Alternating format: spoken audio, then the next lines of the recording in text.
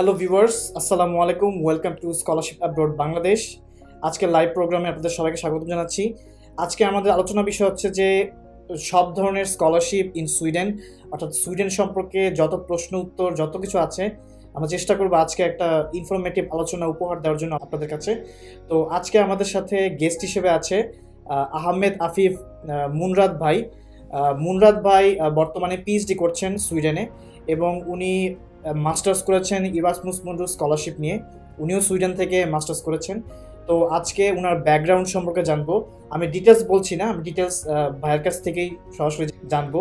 So আপনারা অনেকেই join করেছেন, আপনারা কমেন্ট বক্সে কোশ্চেন করতে থাকবেন এই আলোচনা শেষে বা আলোচনার মাঝখানে। আমরা চেষ্টা করবো সেই সমস্ত কোশ্চেনের উত্তর দিতে। তো আমি সরাসরি আমাদের গেস্টের কাছে চলে যাচ্ছি। মুনরাদ ভাই, welcome to scholarship abroad Bangladesh. Please you can start. Thank you Arnab. Hello viewers, and সবার প্রথমে বলবো যে অর্ণবের কথা আমাকে সুযোগ দেওয়ার জন্য, আমার এক্সপিরিয়েন্স শেয়ার করার জন্য এই প্ল্যাটফর্মে। এবং আমি বেশ কিছুদিন ধরে এই প্ল্যাটফর্মটা ফলো করতেছি এবং এটা খুবই ভালো যারা স্পেশালি বাইরে আসতে চায় সবার জন্য। তো এই উদ্যোগের জন্য অর্ণবকে অভিনন্দন। আর আমার কথা যদি বলতে হয়, আমি নর্মালি স্কুল থেকে যাই। আমার পড়ালেখা বেড়ে ওঠা সবকিছু ছিল চট্টগ্রামে। তো আমি চিটাগাং কলেজিয়েট স্কুল থেকে এসএসসি পাস করেছি, এরপর চিটাগাং কলেজ থেকে ইন্টারমিডিয়েট, এরপর ব্যাচেলার করলাম সিইউ থেকে, ইউনিভার্সিটি অফ চিটাগাং। ওখানে কম্পিউটার সায়েন্স ডিপার্টমেন্টে ব্যাচেলার ছিল। এরপরে আমি 1 থেকে 1.5 মাস ঢাকায় মিলেনিয়াম ইউনিভার্সিটি অফ টেকনোলজি, ওখানে কিছুদিন লেকচার হিসেবে ছিলাম। এরপরে ঢাকায়, যেহেতু আমরা চট্টগ্রামে ছিলাম, আমাদের ঢাকায় খুব একটা ভালো লাগে না, তো আমি আবার ব্যাক করছি চট্টগ্রামে। এরপর আইআইইউসি তে প্রায় 1.5 বছরের মতো আমার লেকচার অভিজ্ঞতা হয়েছে, আমি ওখানে কাজ করছি। এরপরে অ্যাপ্লাই করলাম ইরাসমাস মুন্ডাসের জন্য। আমার প্রোগ্রামের নাম ছিল পারভিসিভ কম্পিউটিং অ্যান্ড সাস্টেনেবল ডেভেলপমেন্ট। তো আর জার্মানিতে আমি অ্যাপ্লাই করেছি একই সাথে, ডার্মস্টাড ইউনিভার্সিটিতে। তো জার্মানিতে আমার হয়েছিল, কিন্তু ওখানে তো স্কলারশিপ নেই, ওটা হচ্ছে টিউশন ফান্ড, কোনো টিউশন ফি দিতে হয় না। এবং পাশাপাশি ইরাসমাসেও হয়েছিল তখন, তো আমি তখন ইরাসমাসে চলে আসলাম। তো মূলত আমি 2016 সালে ইউরোপে আসি। আমার প্রোগ্রামের প্রথম সেমিস্টার ছিল ফ্রান্স, এরপর ফিনল্যান্ড। মাঝখানে আমাদের সামার স্কুল ছিল 1 মাস রাশিয়াতে, সেন্ট সেন্ট পিটার্সবার্গ। এরপর আরেকটা ছিল ইউকেতে, লিডস ইউনিভার্সিটিতে। দেন আমি সুইডেনে আসি। আর সুইডেনে আমার মূলত তৃতীয় এবং চতুর্থ সেমিস্টারটা হয়। নর্মালি আমাদের ফোর্থ সেমিস্টারে আমাদের থিসিসের কাজ করতে হয়, আর আমার সুপারভাইজার ছিল সুইডেনে। তো এই কারণে আমি এখান থেকে গিয়েছি। এরপর 2018 সালে মাস্টার্স কমপ্লিট করে আমি সাথে সাথেই, মানে অগাস্টে মাস্টার্স কমপ্লিট হয়েছে আর আমি সেপ্টেম্বরে পিএইচডি শুরু করে দিয়েছি সেম ইউনিভার্সিটিতেই, লুলি ইউনিভার্সিটি অফ টেকনোলজি। আর আমি কাজ করি ব্লক চেইনের উপর। আপনারা সবাই হয়তো একটু আধটু শুনেছেন বিটকয়েন, ইথেরিয়াম, ক্রিপ্টোকারেন্সির উপর, কিন্তু মূলত আমার ফিল্ডটা ক্রিপ্টোকারেন্সি না। আমি ওই সেম টেকনোলজি ইউজ করে কিভাবে অন্য বিজনেস অ্যাপ্লিকেশনগুলো আমরা ওদের প্রবলেমগুলো সলভ করতে পারি, ওইটা নিয়ে আমার মূলত কাজ। তো আমার এখন 2 বছর কমপ্লিট হয়েছে পিএইচডি, আরো 3 বছর বাকি। আচ্ছা আচ্ছা, অসংখ্য ধন্যবাদ ভাই আপনাকে। তো আমরা সুইডেন সম্পর্কে আরেকটু জানতে চাচ্ছি যে সুইডেনের স্টাডি সম্পর্কে যদি একটু বেসিক ধারণা দিতেন, যে সুইডেন দেশটা কেমন, সেখানে কি কি ধরনের স্টাডি অপরচুনিটি আছে, ব্যাচেলর, মাস্টার্স বা পিএইচডি। সো সেই সম্পর্কে যদি আপনার ব্যক্তিগত অভিজ্ঞতা একটু বলতেন। আমার ব্যক্তিগত অভিজ্ঞতা থেকে আমি বলতে পারি যে সুইডেনে ব্যাচেলার্স এর জন্য আমার যতটুকু ধারণা যে খুব একটা উপযুক্ত না। তার প্রথম কারণ হলো যে এখানে ম্যাক্সিমাম যে কোর্সগুলো আছে সবগুলো সুইডিশে হয়, ব্যাচেলার লেভেলে।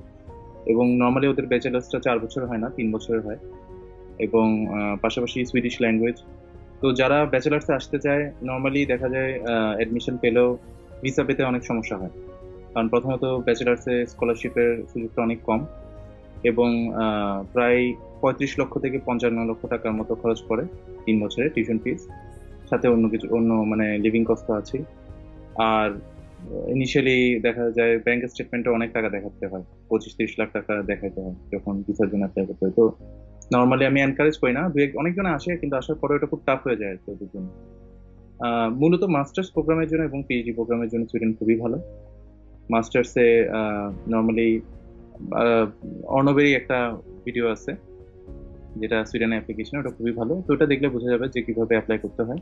তো এখানে যেটা নিয়ম হলো, ডিফারেন্ট ভাবে অ্যাপ্লাই করার কোনো দরকার হয় না। একটা প্ল্যাটফর্ম আছে ওদের, ইউনিভার্সিটি অ্যাডমিশন ডট এসি, ওখান থেকে 4টা ইউনিভার্সিটি সর্বোচ্চ চুজ করে অ্যাপ্লাই করা যায়। এরপর মানে সব ডকুমেন্ট যেগুলো আছে পিডিএফও দিতে হয়, এবং কিছু যে মেইন ডকুমেন্টগুলো আছে ওগুলো ফেডেক্সে অথবা মেইলে ফিজিক্যাল ডকুমেন্টগুলো পাঠানোর প্রয়োজন হয়। তো মাস্টার্সের জন্য খুবই ভালো সুইডেন। 2 বছরের মাস্টার প্রোগ্রাম আছে, 1 বছরের আছে। আমি রেকমেন্ড করবো 2 বছরেরটা, কারণ 1 বছরের যে মাস্টার্স প্রোগ্রামটা আছে মূলত ওখানে দেখা যায় যে ভিসা নিয়ে একটু সমস্যা হয়। ওরা নর্মালি 11 মাস থেকে 13 মাসের ভিসা দেয়। তো তখন যেটা প্রবলেম হয়, এখানে পার্সোনাল নাম্বার পাওয়া যায় না। পার্সোনাল নাম্বার হচ্ছে এটা আইডেন্টিটি নাম্বার, যেটা আমাদের আইডেন্টিটি কার্ডের মতো বাংলাদেশে। তো ওইটা দিয়ে এখানে সব কাজ হয়, ব্যাংক স্টেটমেন্ট থেকে, ব্যাংকে অ্যাকাউন্ট খোলা থেকে শুরু করে হাসপাতালে অ্যাডমিশন নেওয়া থেকে শুরু করে সব কাজই কিন্তু ওটার উপর ডিপেন্ড করে। তো নর্মালি যারা 1 বছরের জন্য আসে তারা সেটা পায় না। তো এটা খুব প্রবলেম হয়ে যায়, তখন তাদের সবকিছুতে প্রবলেম হয়ে যায়। তো বেস্ট অপশন আমি বলবো 2 বছরের জন্য আসা। ওটাতে আসলে ভিসা নিয়েও সমস্যা হয় না, এবং পার্সোনাল নাম্বারও পাওয়া যায়। আর স্কলারশিপের অপশন আছে মাস্টার্সে প্রচুর। 3 ধরনের স্কলারশিপ নর্মালি এখানে আমরা দেখতে পাই। প্রথম যেটা এবং সবচেয়ে রিকগনাইজ যেটা, সেটা হচ্ছে সুইডিশ ইন্টারন্যাশনাল স্কলারশিপ। এটা মানগত দিক দিয়ে যদি আমরা চিন্তা করি, এটা ইরাসমাস মুন্ডাস অথবা কমনওয়েলথ স্কলারশিপের মতো প্রেস্টিজিয়াস। এবং মূল শর্ত যেটা হয় যে যারা প্রফেশনাল তাদের জন্যই মূলত স্কলারশিপটা ফোকাস করে। তো এখানে দেখা যায় যে প্রায় ওরা 300 থেকে 400 জন স্টুডেন্ট প্রতি বছর নেয়। এবং প্রথম যে রিকোয়ারমেন্টটা আছে ওখানে, সেটা হচ্ছে 3000 ঘন্টা কাজের অভিজ্ঞতা থাকতে হয়। তো ওটা যদি থাকে তখন দেখা যায় এটাতে অ্যাপ্লাই করা যায়। আর বাকি সব তো মানে নর্মাল মাস্টার্সে অ্যাপ্লাই করলে যেরকম সেরকম। তো এটা নিয়ম হচ্ছে এখানে দুইটা পুরাই ইন্ডিভিজুয়াল বডি, যেটা ইউনিভার্সিটি অ্যাডমিশন ওটা আলাদা এবং স্কলারশিপটা আলাদা। সো কেউ যদি স্কলারশিপে অ্যাপ্লাই করতে চান, তাহলে তাকে প্রথমে অর্ণব যেভাবে ভিডিওটাতে দেখিয়েছে যে ইউনিভার্সিটিতে প্রথমে অ্যাপ্লাই করতে হবে। এরপরে ওখানে একটা নাম্বার পাওয়া যায়, ওখানে একটা ওরা যখন অ্যাডমিশন মানে সব ডকুমেন্ট জমা দিয়ে দেয়, একটা ফর্ম নাম্বার দেয়। ওই নাম্বারটা ইউজ করেই আলাদা একটা ওয়েবসাইট, যেটা si.se বলা হয়, ওখানে গিয়ে অ্যাপ্লাই করতে হয়, এবং ওখানে গিয়ে আবার ওখানে যে প্রয়োজনীয় ডকুমেন্টগুলো জমা দিতে হয়। তো মূলত যেটা হচ্ছে যে ওখানে যেটা মেইন ইম্পর্টেন্ট যে ব্যাপারটা, সেটা হচ্ছে আইএলটিএস এর ডকুমেন্ট লাগে, এবং সুইডেনে 6.5 হচ্ছে ন্যূনতম থাকতেই হয়, এবং কোনো মডিউলে 6-এর নিচে থাকতে পারবে না। তো 6.5 হচ্ছে ম্যান্ডেটরি, এটা একটা রিকোয়ারমেন্ট সুইডিশ লেভেলে। এবং দ্বিতীয় যেটা হচ্ছে যে 3000 ঘন্টা কাজের অভিজ্ঞতা, ওটা একটু ট্রিকি, কারণ ওটা হচ্ছে যে এমন না যে আমরা যে কোনো জব করলেই 3000 ঘন্টা আমরা কাউন্ট করতে পারবো। ওটা হয় যে লিডারশিপ কাইন্ড অফ জব। তার মানে হচ্ছে যদি টিচিং এ থাকে, অথবা তার জব পজিশনে এমন কোনো পজিশনে থাকে যেখানে ম্যানেজমেন্ট দরকার বা টিম লিডার হিসেবে কাজ করছে, তো ওই অভিজ্ঞতাগুলো প্রয়োজন হয়। এবং 3000 ঘন্টা কেমনি হিসাব করবো যদি আমরা বলি, সুইডেনে নর্মালি ওরা সপ্তাহে 40 ঘন্টা হিসাব করে। তো ওদের ওয়ার্ক ডে অনুযায়ী জিনিসটা হিসাব করা হবে, কারণ আমরা অনেক সময় 6 দিনও কাজ করি বাংলাদেশে। সো আমরা 48 আওয়ার্স দেখাতে পারবো না। সো 40 আওয়ার্স করে যদি আমরা ইয়ারলি দেখাই, তাহলে আমাদের 2000 ঘন্টার মতো হয়। সো 3000 ঘন্টা করতে হলে আমাদের 18 মাসের কাজের অভিজ্ঞতা দেখাতে হবে, এটা ম্যান্ডেটারি। এবং ওটার জন্য আলাদা ফর্ম থাকে, যেটা যেখানে কাজ করে ওখান থেকেই ওই ফর্মটা ফিল আপ করাতে হয়। মাল্টিপল জব করলেও কোনো সমস্যা নেই। এবং পাশাপাশি কারো যদি জবের অভিজ্ঞতা না থাকে, সে যদি ভলেন্টিয়ার কাজে যুক্ত থাকে, যেমন 1 টাকার আহার অথবা মানে নানাবিধ এনজিও, বিভিন্ন ইয়াতে যারা কাজ করে, ওটাকেও তারা চাইলে মানে এরকম লিডারশিপ মানে আওয়ার্স হিসেবে কাউন্ট করতে পারে। তো এটা হচ্ছে একটা ওয়ে। দ্বিতীয়ত আমি বলবো ইউনিভার্সিটিগুলোতে ইন্ডিভিজুয়াল কিছু স্কলারশিপ প্রোগ্রাম থাকে, ওগুলোতে অ্যাপ্লাই করা যায়। ওগুলোতে অ্যাপ্লাই করলে তখন দেখা যায় যে হয়তো টিউশন ফিসটা ওরা মকুফ করে দেয় অনেক সময়। আলাদা টাকা পয়সা খুব একটা পাওয়া যায় না, মানে লিভিং কস্টটা খুব একটা দেয় না। এসআইতে ওরা টিউশন ফিসও দিতে হয় না। তারপরে বাংলাদেশের হিসাবে প্রায় 1 লক্ষ টাকার মতো পাওয়া যায় প্রতি মাসে। এর বাইরে আর কোনো সুবিধা নেই, এই দুইটাই মূলত। মানে টিউশন ফিস দিতে হবে না, এবং ওরা লিভিং কস্ট দিবে, কিন্তু এটা খুবই মানে ভালো হয় স্টুডেন্টদের জন্য, ওদের কোনো জবের প্রয়োজন হয় না। আর তৃতীয় যে স্কলারশিপটা আছে, ওটা হচ্ছে কিছু মাস্টার্স প্রোগ্রাম আছে বা কিছু ইন্টার্নশিপ অপশন আছে বিভিন্ন কোম্পানিতে। যদি ওদের রিসার্চটা কেউ নেয়, মানে আমি হয়তো মাস্টার্স করতেছি একটা ইউনিভার্সিটিতে, বাট চাইলে রিসার্চ আমরা কোথায় করবো এটা আমাদের এখানে মানে সুইডেনের সবচেয়ে ভালো ব্যাপার হচ্ছে যে সেটা আমাদের হাতে থাকে, স্টুডেন্টদের হাতে থাকে। ওরা যদি চায় অন্য কোনো ইউনিভার্সিটির কোনো একটা প্রফেসরের সাথেও কাজ করতে পারে কোলাবোরেট করে, অথবা কোনো কোম্পানির রিসার্চ নিতে পারে। তো সেক্ষেত্রে কোম্পানি দেখা যায় তাদেরকে একটা অ্যামাউন্ট দেয়, যেটা টিউশন ফিস হিসেবে দিবে না, কিন্তু ওরা এককালীন একটা টাকা দিবে। তো এটা হচ্ছে তৃতীয় অপশন।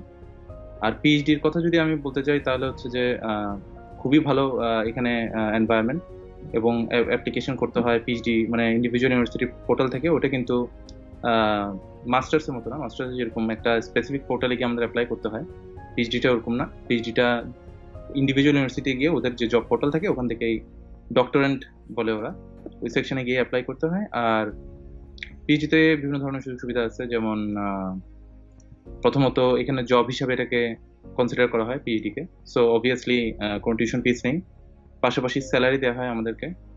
আর প্রায় এটা বাংলাদেশি টাকায় যদি আমরা বলি, প্রায় 2.5 লক্ষ থেকে 3 লক্ষ টাকা, মানে 25,000 ক্রোনার থেকে 31,000 ক্রোনার কাছাকাছি। এটা রিজিয়ন বেসে ওরা দিয়ে থাকে।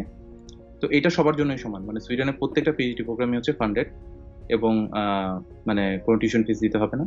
পাশাপাশি কেউ যদি স্পাউস আনতে চায় বা পরিবার আনতে চায়, সেক্ষেত্রেও এটা খুব সহজে আনা যায়, পিএইচডিতে কোনো ঝামেলা হয় না। আর এখানে 5 বছরের পিএইচডি প্রোগ্রাম হয়, এবং এগুলো কোম্পানি দ্বারা ফান্ডেড হয়। সো 5 বছরের ওদের ফান্ড আসার পরই ওরা স্টুডেন্ট নেয়। সো মিড লেভেলে এসে কোনো ঝামেলা হয় না যে প্রজেক্ট নেয় বা ফান্ডিং নেয়। তো স্টুডেন্টরা 5 বছর ধরে সুন্দর করে রিসার্চ করে ওরা মানে ডিগ্রির জন্য অ্যাপ্লাই করতে পারে, যদি মানে ওদের রিকোয়ারমেন্টটা ফুলফিল। আচ্ছা আচ্ছা, একটা প্রশ্ন করবো, সেটা হচ্ছে যে সুইডেনের পিএইচডি গুলো কিভাবে খুঁজে বের করতে হয়? এটা আসলে আমরা অনেকেই ডিফিকাল্টিস ফেস করি, যেহেতু নির্দিষ্ট কোনো প্ল্যাটফর্ম নেই পিএইচডির জন্য। তো সেই সম্পর্কে যদি বলতেন যে আমরা কিভাবে পিএইচডি প্রোগ্রামগুলো খুঁজে বের করব।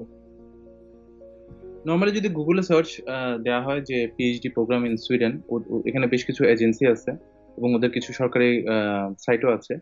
ওখানে দেখা যায় গুগলের প্রথম পেজের মধ্যে অনেকগুলো অপশন আসে, যেখানে গেলে বিভিন্ন যেগুলো ওরা অ্যাডভার্টাইজমেন্ট দেয় ওই পজিশনগুলো দেখা যায়, এবং ওখানে লিঙ্কও থাকে যেখানে ক্লিক করলে সরাসরি ইউনিভার্সিটির পোর্টালে চলে যাওয়া যায়। এটা একটা ওয়ে। অথবা প্রথমে দেখা যায় যে সুইডেনে কোথায় কোথায় ইউনিভার্সিটিগুলো আছে, যেমন কেটিএস রয়্যাল একটা আছে, উপসালা ইউনিভার্সিটি, লুলি ইউনিভার্সিটি, উমি ইউনিভার্সিটি, অথবা গোথেনবার্গ ইউনিভার্সিটি। তো আমরা গুগলে সার্চ দিলে ইজিলি বের করতে পারি যে কোন কোন ইউনিভার্সিটি আছে, এবং আমাদের একটু ভালো করে রিসার্চ করলে গুগলে আমরা বুঝতে পারবো যে কোথায় আমাদের সাবজেক্ট রিলেটেড পিএইচডি অপশনগুলো আছে। তখন ওই ইউনিভার্সিটির পোর্টালে গেলে, ওদের ওখানে জব পোর্টাল থাকে, ওখানে গেলেই দেখা যায়। আর শুধু পিএইচডি না, ওখানে সব ধরনের জবের অপশন থাকে। কেউ যদি লেকচারার অথবা প্রফেসর, অ্যাসিস্ট্যান্ট প্রফেসর পদেও অ্যাপ্লাই করতে চায়, ওখানেই ওই সার্কুলারগুলো আসে, তো ওখান থেকে অ্যাপ্লাই করা যায়। আচ্ছা আচ্ছা, তো নেক্সট কোশ্চেন বলবো, সেটা হচ্ছে যে সুইডেনে যেহেতু স্কলারশিপ কিছুটা কম, অনেকে টিউশন ফি দিয়ে পড়তে আসে, তো সেই ক্ষেত্রে সুইডেনের পার্ট টাইম জবের অপরচুনিটি কেমন? স্টুডেন্টরা কি পার্ট টাইম জব খুঁজে পায় বা অনুমতি আছে কি, সেই সম্পর্কে যদি বলতেন। হ্যাঁ, সুইডেনে কিন্তু পার্ট টাইম জব যেটা আছে, আমরা পার্ট টাইম না ফুল টাইমও জব করতে পারি। সুইডেনে ইউনিভার্সিটি কখনো বাধা দেয় না, কেউ চাইলে 40 আওয়ার জবও করতে পারে। কিন্তু একটা কথা আছে ওখানে, যেটা হচ্ছে যে যদি ওয়ার্ক পারমিটে করতে চায়, মানে হচ্ছে যে কোনো ধরনের পারমিট নিতে হয় ইউনিভার্সিটি থেকে, যেটা অনুমোদিত ভাবে করতে হয়, তাহলে নর্মালি 30 ক্রেডিট কমপ্লিট করতে হয়। সেটা হচ্ছে 1 সেমিস্টার পরে ওটা পাওয়া যায়। নর্মালি এমনি কাজ করা যায়, কিন্তু ওটার জন্য সে কোনো পারমিট পাবে না, মানে কোনো ধরনের পারমিট ওটা পাওয়া যায় না। কিন্তু কেউ যদি 30 ক্রেডিট কমপ্লিট করে, অনলি দেন যেই প্রতিষ্ঠানে সে কাজ করবে, অথবা কেউ যদি অবজব করে রেস্টুরেন্টে, তখন তারা তাকে ওয়ার্ক পারমিট দিতে পারে। তখন তারা এলিজিবল হয় ওয়ার্ক পারমিটের জন্য, নইলে এমনি প্রয়োজন হয় না। এবং ওয়ার্ক পারমিট এখানে অনেক ধরনের আছে, যেমন কেউ যদি 50% মানে সময় কাজ করার অনুমতি পায় মানে প্রতিষ্ঠান থেকে, তো সেই ক্ষেত্রে দেখা যায় যে ওয়ার্ক পারমিটের খুব একটা মানে হয় না, ওটা ওয়ার্ক পারমিটের আওতায় পড়ে না, তখন ওটা এমনি কাজ করা হয়। কারণ এখানে একটা যেটা মজার ব্যাপার হচ্ছে, সুইডেনে যদি কেউ পড়তে আসে এবং সে যদি জব পায়, একবার জব পারমিটে গেলে, অথবা আমরা যখন পিএইচডিতে আসলে, তখন পড়ালেখাটা ফ্রি। মানে যারাই ট্যাক্স পে করে তাদের জন্য পড়ালেখাটা ফ্রি। তো কেউ যদি স্টুডেন্ট হিসেবে আসে, কিন্তু সে যদি সামহাও জব পারমিট ম্যানেজ করতে পারে, তাহলে সে কিন্তু তার স্ট্যাটাস চেঞ্জ করে ফেলতে পারবে। জবের স্ট্যাটাস মানে স্টুডেন্ট স্ট্যাটাস থেকে সে জব স্ট্যাটাসে চলে যেতে পারবে, এবং সাথে সাথে ওর পড়ালেখা কিন্তু ফ্রি হয়ে যাবে। কিন্তু সমস্যা হচ্ছে, নর্মালি প্রতিষ্ঠানগুলো স্টুডেন্টদেরকে ফুল টাইম জব অফার করে না, এবং ওই ওয়ার্ক পারমিট পাওয়ার জন্য একটা ন্যূনতম স্যালারি ইনকাম আসতে হয়, সেটা হচ্ছে 13,000 ক্রোনা, প্রায় 1,30,000 টাকা। যদি কেউ এরকম কোনো প্রতিষ্ঠান কাউকে পারমিট দেয় যে সে 75% জব করবে, মানে হচ্ছে আওয়ার্স আর কি, 75% বলতে বোঝাচ্ছে আমি উইকলি 30 আওয়ার্স কাজ করা, এবং তার স্যালারি 13,000 ক্রোনার উপরে আসবে প্রতি মাসে, অনলি দেন সে হয়তো ওয়ার্ক পারমিট পাবে এবং সে হয়তো চেঞ্জ, মানে তার স্ট্যাটাস চেঞ্জ করার চেষ্টা করতে পারবে। আর জবের যে সুবিধার কথা অর্ণব বললো, যে এখানে মূলত বড় শহর যেগুলো আছে, যেমন স্টকহোম, গোথেনবার্গ, মালমো, লুন্ড, উপসালা, এসব জায়গায় অনেক ধরনের অড জবস এর সুযোগ সুবিধা থাকে।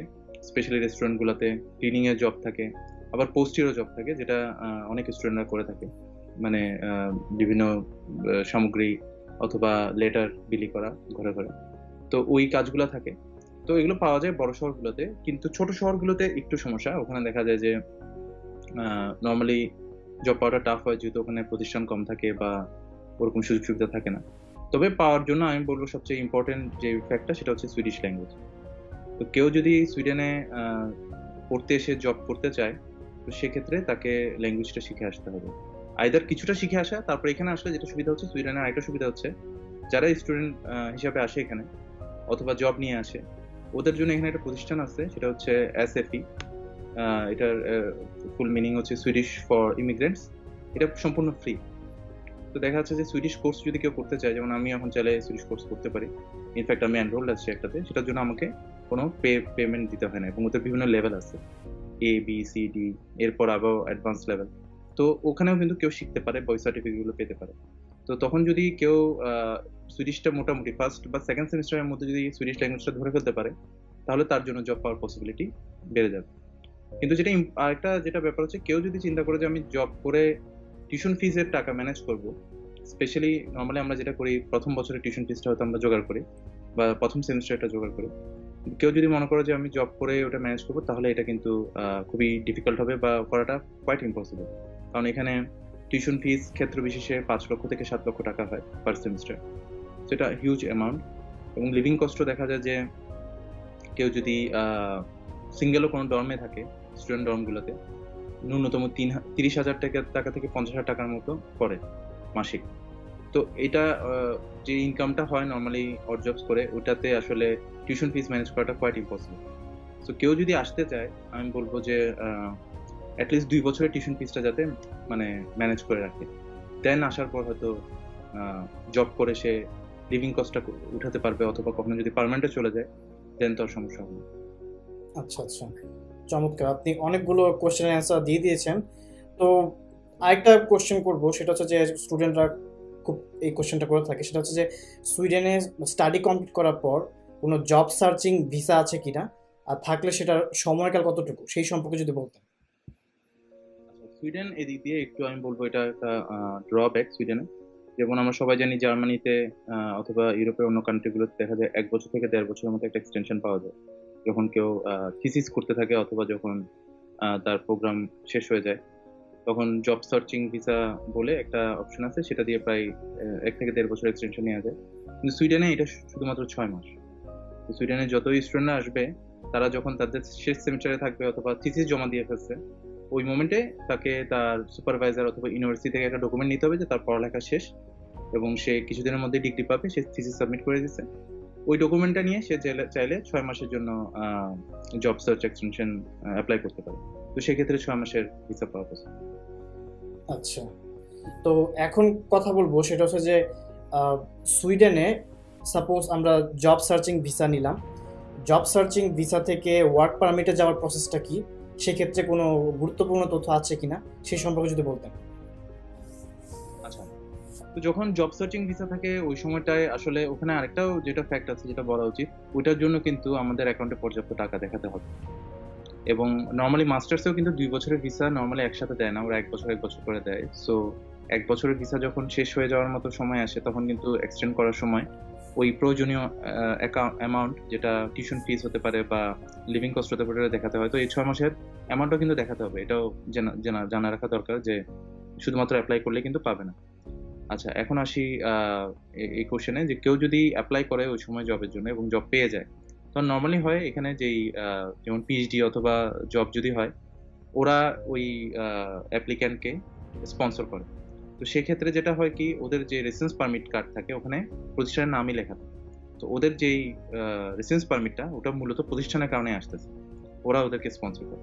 তো যখন প্রতিষ্ঠান কাউকে জব দিবে বা হায়ার করবে, সেই সময় তাকে আবার অ্যাপ্লাই করতে হবে, মানে নতুন রেসিডেন্স পারমিটের জন্য। এবং ওদের যে তখন রেসিডেন্স পারমিটের যে ফর্মটা থাকে, নর্মালি কোম্পানি ওটা ফিল আপ করে দেয় এবং ওটার জন্য যত টাকা দিতে হয় ওটা ওরা সব ম্যানেজ করে, ওরাই সাবমিট করে। যে অ্যাপ্লিকেন্ট আছে সে শুধু গিয়ে তার ফিঙ্গারপ্রিন্ট বা বায়োমেট্রিক দিয়ে আসবে, এতটুকু। তো তখন তার যেই স্ট্যাটাস ছিল, যেটা জব এক্সটেনশন বা স্টুডেন্ট জব এক্সটেনশন ভিসা, মানে রেসিডেন্স পারমিট ছিল, ওটা চেঞ্জ হয়, তখন সেটা ওয়ার্ক পারমিট হতো। আচ্ছা, তো এখন আরেকটা খুবই কমন কোয়েশ্চেন, যে সুইডেনের পার্মানেন্ট রেসিডেন্সিপ কিভাবে পাওয়া যায় বা পিআর কিভাবে পাওয়া যায়, বা পাওয়ার প্রসেসটা কি, সেই সম্পর্কে যদি একটু বলতেন আমাদেরকে। আচ্ছা, এটাতে আমি বলবো যে এটা এখনো পর্যন্ত পুরো ওয়ার্ল্ডের যে কোনো জায়গায় দেখলে এটা সবচেয়ে মানে সবচেয়ে বেটার ওয়েতে কম সময় যেখানে পাওয়া যায় সেটা হচ্ছে সুইডেন। কারণ কেউ যদি ওয়ার্ক পারমিটে থাকে এখানে বা ট্যাক্স পে করে, তাহলে 4 বছরের মধ্যেই, আহ, 4 বছর পরে সে এলিজিবল হবে ওয়ার্ক পারমিটে অ্যাপ্লাই করার জন্য। মূলত যদি যে পলিসিটা ওটা হচ্ছে আমার বিগত 7 বছরের মধ্যে আমি যদি 4 বছর সুইডেনে থাকি এবং কাজ করি, সেক্ষেত্রে আমি পিআর এর জন্য অ্যাপ্লাই করতে পারবো। তো কেউ যদি চায় সে কিন্তু 4 বছর এখানে জব করার পরে বা পিএইচডি করার পরে সে ওটার জন্য অ্যাপ্লাই করতে পারবে।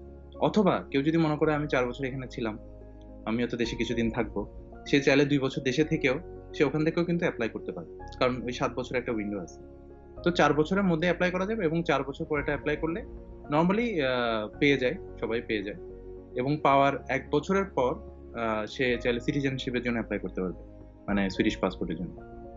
আচ্ছা আচ্ছা, চমৎকার।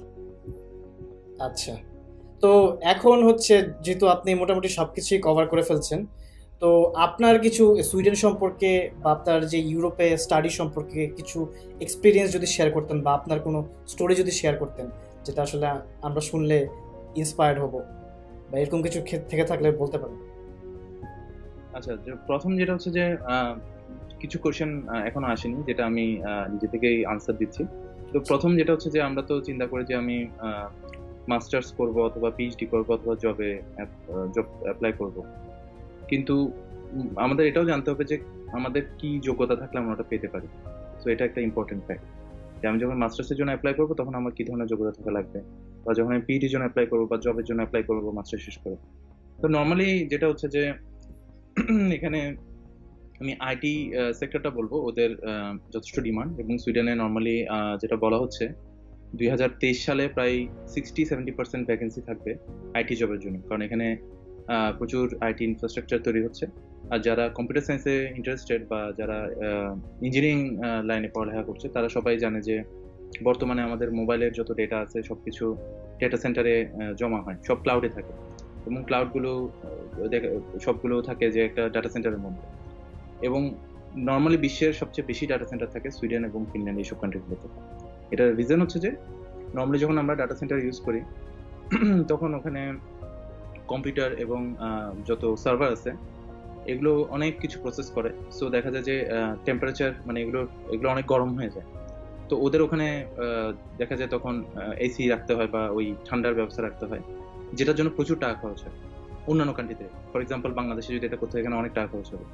কিন্তু এখানে যেহেতু নর্ডিক কান্ট্রিগুলো এমনিই ঠান্ডা, তো সেক্ষেত্রে ওদের ওটা করতে হয় না, ওদের কষ্টটা বেঁচে যায়। তো ফেসবুক থেকে শুরু করে এরিকসন সবগুলো ডাটা সেন্টার কিন্তু সুইডেন। তো এই কারণে ওদের আইটির প্রচুর মানুষ দরকার হয়। এবং শুধু আইটিই না, যারা অন্য লেভেলও কাজ করে, ইন্ডাস্ট্রিয়াল লেভেলে বা মেকানিক্যাল ইঞ্জিনিয়ার অথবা যারা ইলেকট্রিক ইঞ্জিনিয়ারিং এও পড়ালেখা করছে, তো দেখা যায় ওদের যদি ওরকম নলেজ থাকে এই ধরনের ইনফ্রাস্ট্রাকচারের উপর, ক্লাউডের উপর, অথবা আইটির যেসব নতুন টেকনোলজিগুলো আসছে ওখানে স্কিল থাকে, তাহলে কিন্তু ওরা খুব ইজিলি জব পেতে পারে। ইভেন আমি বলবো বাংলাদেশ থেকে হয়তো কম কম্পিটিশনে এখানে জব পাওয়ার পসিবিলিটি আছে। আর যারা পিইটির জন্য অ্যাপ্লাই করতে চায়, আমি বলবো তাদের যদি ইন্টারন্যাশনাল জার্নালগুলা বা কনফারেন্সের পাবলিকেশন থাকে, তখন তারা অবশ্যই অ্যাপ্লাই করতে পারে। কারো যদি 3টা বা 4টা পাবলিকেশন থাকে মাস্টার্স লেভেল পর্যন্ত, তো সেক্ষেত্রে কিন্তু সে ইজিলি মানে পিএইচডি পাবে কোথাও না কোথাও। তো এখন যদি কেউ করতে চায়, মানে আমরা নর্মালি যেটা ফেস করি যে আমরা মাস্টার শেষ করে ফেলি, এরপরে আমরা দেখা যায় যে জবের জন্য অ্যাপ্লাই করছি বা পিএইচডির জন্য অ্যাপ্লাই করছি, তখন হচ্ছে না, কারণ হয়তো আমরা ওই রিকোয়ারমেন্টটা ফুলফিল করতে পারি না। তো সবচেয়ে ইম্পর্টেন্ট ব্যাপার হচ্ছে যখন কেউ মাস্টার্সে আসে পড়ালেখা করার জন্য, তাদের জন্য তখন থেকে মাইন্ডসেট করতে হবে যে আমার প্রথম কথা সুইডিশ ল্যাঙ্গুয়েজটা দরকার, ওটা শিখতে হবে।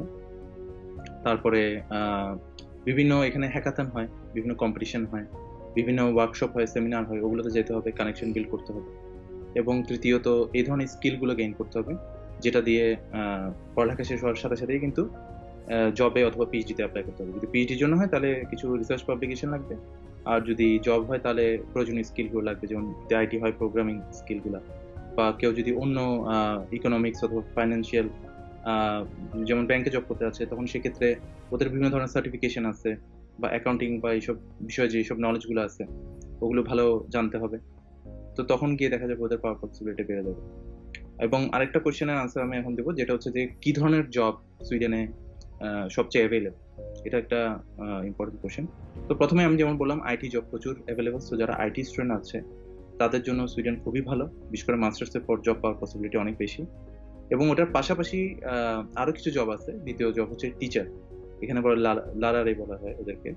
তো টিচিং প্রফেশনে কিন্তু অনেকে আসতে পারে, যারা বিশেষ করে মানে অন্য সাবজেক্টে পড়ালেখা করেছে বা সফট স্কিল যেগুলোতে ছিল, যেমন কেউ যদি হিস্ট্রি, ইকোনমিক্স অথবা সোশিওলজি এই ধরনের সাবজেক্টে পড়ে থাকে, তাদের জন্য কিন্তু টিচিং এ প্রচুর অপশন আছে। মানে ওদের বলা হয় বার্ন লারারে, মানে যারা শিশু শ্রেণীর যাদের, ওদেরকে পড়ানোর জন্য ওখানে খুব ভালো স্যালারি আসে। এবং ওটার জন্য সুইডিশ যদি একটা সার্টেন লেভেল পর্যন্ত জানা থাকে তাহলে কিন্তু ওইসব জবের জন্য অ্যাপ্লাই করা যায়। তৃতীয়ত নার্সিং জব খুব ফেমাস এখানে। নর্মালি দেখা যায় যে যারা এখানে আসে ওরা স্পেশালি কেউ যদি পার্টনার নিয়ে আসে, স্পাউস নিয়ে আসে, অনেকেই দেখা যায় যে মাস্টার্স বা পিএইচডি করতে আসলে স্পাউসদের নিয়ে আসে, তখন দেখা যায় তারা এখানে ফ্রিতে, ওই কোর্সটা ফ্রি হয়, ওরা তখন ফ্রিতে পড়ালেখা করতে পারে। আচ্ছা, এটাও বলা হয়নি, কেউ যদি এখানে মাস্টার্সে আসে বা পিএইচডিতে আসে, তাহলে কিন্তু তার যে পার্টনার আছে সে কিন্তু ফ্রিতে পড়ালেখা করতে পারবে। তার মানে হচ্ছে যে ধরেন কেউ মাস্টার্সে আসলো, হতে পারে হাজব্যান্ড অথবা ওয়াইফ, সে তার বাচ্চা বা হাজব্যান্ডকেও নিয়ে আসতে পারবে বা ওয়াইফকে নিয়ে আসতে পারবে, সে চাইলে পড়ালেখা করতে পারে ফ্রিতে, অ্যাট দ্য সেম টাইম সে কিন্তু জবও করতে পারে। তো এটাও বলে রাখলাম। তো সেক্ষেত্রে নার্সিং এর এই কোর্সটা করতে হয়, এটা 3 বছরের কোর্স। এরপর কিন্তু এখানে খুব ভালো লেভেলের জব পাওয়া যায়, নার্সদের প্রচুর ডিমান্ড। তো দেখা যায় ওরা এখানে ওই জবগুলো পারে। আরেকটা যেটা হচ্ছে ওটা হচ্ছে এল্ডারলি কেয়ার সেন্টার যেগুলো আছে ওখানে কাজ করা। ওখানেও দেখা যায় যে অনেকেই জব করে যারা এখানে আসে, তো তারা দেখা যায় যে একটা ভালো স্যালারি পায় এবং ওই জবটাও খুব রেসপেক্টেবল জব এখানে।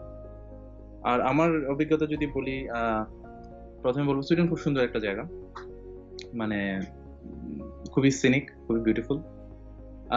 যারা ইউরোপের অন্য জায়গাগুলোতে আছে, যেমন স্পেন, জার্মানি, ফ্রান্স, ওখানে যেটা হয় ওটা ভিজুয়ালি ওগুলো খুবই মানে স্পেকটাকেল হয়, মানে দেখা যায় যে সুন্দর ওদের যেই রাস্তাঘাটগুলো আছে, ওদের যে নির্মাণগুলো আছে, এবং মানে পুরো ইনফ্রাস্ট্রাকচারটা খুবই সুন্দর, ওদের সিটি সেন্টারগুলো খুবই সুন্দর, এবং ওখানে ক্রাউডেড থাকে, খুবই ভালো লাগে। সুইডেনে আসলে কাইন্ড অফ ওটা পাওয়া যাবে না। এখানে ওরকম বড় ইমারতও নাই, আবার মানে হিস্টোরিক্যালি এতটা এনরিচ না, মানে ওই ধরনের বিল্ডিং বা স্থাপত্য দেখতে পাওয়া যায় না। এখানে যেটা হচ্ছে প্রাকৃতিকভাবে খুবই সুন্দর। সুইডেনের প্রায় 80-90% এরিয়াই দেখা যাচ্ছে যে ওদের ইদার লেক অথবা ফরেস্ট। তো ওইভাবে চিন্তা করলে জায়গাটা খুবই সুন্দর। এবং এখানে আমি যেহেতু নর্থে থাকি, আমি একদম নর্থের এরিয়াতে থাকি, এবং আমাদের এখানে -30 থাকে উইন্টারে। এখন আমাদের এখানে প্রায় -5-এর মতো, তো কিছুদিন পরে আমরা বরফ দেখবো। তো ওই সময় এখানে অরোরা বলে একটা জিনিস আছে, যেটাকে বলে নর্দার্ন লাইট। এটা অনেকটা রংধনুর মতো। তো এটা গ্রিনিশ একটা লাইট, এবং এটা দেখা যায় আকাশে, তখন দেখা যায় এবং এটা মুভ করে, মানে এটা এটা অনেকটা মানে মনে হয় যে একটা আলোর খেলার মতো, খুব সুন্দর এটা, যেটা এখান থেকে দেখা যায়। তো বিশ্বের অনেক মানুষ এখানে আছে, টুরিস্টরা, যা দেখার জন্য। তো সে আর এটা বললাম প্রাকৃতিক সৌন্দর্যের ব্যাপার। দ্বিতীয়ত হচ্ছে এখানে যারা আছে, এখানে মানুষরা খুবই ভালো, মানে ওরা নর্মালি এখানে জেন্ডার ইকুয়ালিটি, সাস্টেনেবল ডেভেলপমেন্ট, এগুলোর উপর ওরা খুবই জোর দেয়। সো ওরা দেখা যায় যে খুবই প্রমোট করে মানুষকে জবের জন্য, বা যেমন কেউ যদি এখানে আসে, স্পেশালি যারা স্পাউসদের বলতেছে, ওরা দেখা যেতে পারে ওরা ফ্রিতে পড়ালেখা করতে পারতেছে এবং জবও করতে পারতেছে। ইভেন কেউ যদি পড়ালেখা শেষে কেউ যদি জব করতে চায় বিভিন্ন মানে অড জবস গুলা, এখানে ওগুলোরও ট্রেনিং আছে যেগুলো ফ্রি হয় ম্যাক্সিমাম সময়। তো ওরা অনেক বেশি আই মিন ওরা ওরা চাই ইন্টিগ্রেট করার জন্য যারা এখানে আসে। এখানে অ্যাসাইলামে প্রচুর মানুষ আসে সুইডেন, এবং ওদের জন্য ওরা অনেক বেশি করে। ওদেরকে ওরা ফ্রি বাসা দেয়, প্রতি মাসে ওদেরকে একটা টাকা অ্যালট করে। এবং কেউ যদি এখানে ফ্যামিলি নিয়ে আসে, যেখানে যদি বাচ্চা হয়, বাচ্চা নিয়ে আসে, ওদের জন্য প্রতি মাসে একটা অ্যামাউন্ট পাওয়া যায়। তো প্রায় ১৫00 মতো, মানে বাংলাদেশি টাকায় প্রায় ১৫,০০০ টাকার মতো কেউ যদি বাচ্চা থাকে তার জন্য পায়। তো অনেকে দেখা যায় ৪-৫টা বাচ্চা নিয়ে নেয় এখানে আসলে। তো অনেক টাকা পাওয়া যায়, এটা অনেকে করে। তো ওইটাও একটা অপশন। তারপর তারপর এখানে যেমন আহ, কতগুলো ওয়ার্ক ইউনিয়ন থাকে। ফর এক্সাম্পল আমি জব করতেছি, আমি এখন পিএইচডি করতেছি, তো ওই সময় ওই ইউনিয়নের সাথে যুক্ত থাকলে প্রতি মাসে আমাদের একটা টাকা দিতে হয়, যেটা আমরা ইন্স্যুরেন্সে দিই, বা আহ, আহ, অনেক সময় দেখা যায় যে ওটা দিতে হয় ইউনিয়নকে ১০০ krona করে। তো ওটা যদি আমরা দেই তখন হয় কি ১ বছর পর্যন্ত যদি আমি এভাবে করে পে করি, এরপরে কখনো যদি আমার জব চলে যায়, আমার যদি পিএইচডি চলে গেল বা আমার জব চলে গেল, সেক্ষেত্রে এই ইউনিয়নগুলো প্রায় ১ বছর পর্যন্ত আমার যে স্যালারি আছে ওটার 80% ওরা প্রোভাইড করে। এবং প্রথম বছরে আমার যতদিন আনটিল জব না পাই, এবং দ্বিতীয় বছর থেকে ওরা 60% দেয়, কিন্তু ২ বছর পর্যন্ত ওরা ব্যাকআপ দেয়। তো it's a huge thing, specially এই প্যান্ডেমিকের সময় এটা কিন্তু এখানে খুবই কাজে লাগতেছে, কারণ প্রচুর মানুষের জব চলে গেছে। ওরা এখন এই ধরনের ইউনিয়ন থেকে ওরা এই সুবিধাগুলো পাচ্ছে। কারণ ১ বা ২ বছরের মধ্যে সবাই মোটামুটি, আমার যেটা মনে হয়, স্কিল্ড হলে একটা জব ম্যানেজ করা ফেলা খুব একটা কঠিন। তো এটাও খুব দারুণ একটা ব্যাপার সুইডেন এখানে। এবং আমরা দেখতে পারি যে সুখী কান্ট্রির যে ইন্ডেক্সটা আছে, ওখানে ফিনল্যান্ড, সুইডেন এগুলো সবসময় থাকে। এখানে ওয়ার্ক এনভায়রনমেন্ট খুবই ফ্যান্টাস্টিক। যারা কলিগ আছে, যারা আমাদের সুপারভাইজার আছে, প্রফেসর অথবা জবে যারা ম্যানেজার আছে, ওরা খুবই মানে ফ্র্যাঙ্ক, নর্মালি কথা বলে। কোনো বস, কেউ কারোর উপর বসই হয় না। তো এবং সবার স্বাস্থ্যের খেয়াল সবাই রাখে। যেমন কেউ যদি অসুস্থ হয় এখানে, সে কিন্তু ৭ দিন কোনো কিছু না করেই কিন্তু মানে কোনো ডকুমেন্ট ছাড়াই সে কিন্তু ছুটি কাটাতে পারবে। এখন সে যদি আবার ৭ দিন ইটালিতে চলে যায় ঘুরতে, তখন তাকে ধরবে। কিন্তু কেউ যদি চায় অসুস্থ হলে ৭ দিন কোনো কিছু না দেখাই ছুটি নিতে পারে। এবং কেউ কখনো যদি এমন হয় যে কারো কোনো ইনজুরি হয়েছে বা কোনো বড় ধরনের প্রবলেম হয়েছে, তো সেক্ষেত্রে দেখা যায় যদি ডাক্তার সাজেস্ট করে যে ৬ মাসে কাজ করতে পারবে না, তাহলে কিন্তু তার জব যাবে না। কারণ তখন দেখা যায় এখানে যে পার্সোনাল নাম্বার যেটা থাকে, ওটা কিন্তু কাইন্ড অফ ইন্স্যুরেন্সের মতো। এবং ওটার জন্য কোনো পেমেন্ট, আমাদের কোনো বাড়তি টাকা দিতে হয় না ইন্স্যুরেন্সে। কোনো কোম্পানি বা প্রাইভেট এজেন্টকে আমাদের ইন্স্যুরেন্স মানে ওরকম কোনো টাকা দিয়ে করতে হয় না। তখন যেটা হয় যে ওই ইন্স্যুরেন্স থেকে ওদের টাকাটা আসে, স্যালারি প্রায় 80% ওরা পায়। এবং প্রতি বছর প্রায় ৩০ দিনের মতো বন্ধ থাকে। কেউ যদি জব করে, সেটা পিএইচডি হোক অথবা যে কোনো জব, ৩০ দিনের মতো বন্ধ থাকে। তো মূল কথা হচ্ছে এখানে একটা সুন্দর লাইফস্টাইল আছে। মানে এমন না যে সবাই, বিশেষ করে যেমন আমি ইউএস এর কথা বলবো এই ক্ষেত্রে, যে ওখানে অনেক সময় দেখা যায় ওয়ার্ক লাইফ ব্যালেন্স থাকে না। অনেকটা দেখা যায় যে প্রচুর কাজ করতে হয়, কাজ বেশি করলে টাকাও বেশি। এখানে ওরকম না। এখানে সার্টেন সবার ছুটি আছে, যে ওরা চায় যে রিল্যাক্স একটা এনভায়রনমেন্টে কাজ করতে পারে সবাই। আচ্ছা আচ্ছা, অসংখ্য ধন্যবাদ ভাই আপনাকে। তো এখন আমি সরাসরি কমেন্ট বক্স চলে যাব। কমেন্ট বক্সে অনেকেই কোশ্চেন করেছে, তো তাদের কমেন্টগুলো দেখি, তারপর আমরা এই কোশ্চেনগুলো অ্যান্সার দেওয়ার চেষ্টা করব। তো অনেকেই প্রশ্ন করেছে, তো কয়েকটা কমেন্ট আমরা দেখি। রকিবুল ইসলাম বলেছেন যে ভাইয়ারা কেমন আছেন আপনারা? আমরা সবাই ভালো আছি, আপনি কেমন আছেন রকিবুল সরকার? নেক্সট কোশ্চেনে চলে যাই। আপনারা অনেকেই জয়েন করেছেন। সাদ শেখ জয়েন করেছেন, তারপর গৌরচরণ দাস ভাই জয়েন করেছেন। তারপর একটা কোশ্চেন আসছে, সেটা হচ্ছে যে সাজিদ আন নাফিউ, সে কোশ্চেন করেছে যে is this scholarship for bachelor degree, like সুইডেনে কি ব্যাচেলর কোনো অপরচুনিটি আছে কিনা? না, আমি আগে বললাম যে সুইডেনে ব্যাচেলার স্কলারশিপ খুব একটা নাই, এবং থাকলে ওটা পাওয়া খুবই ডিফিকাল্ট, কারণ ম্যাক্সিমাম কোর্সগুলো হয় সুইডিশ।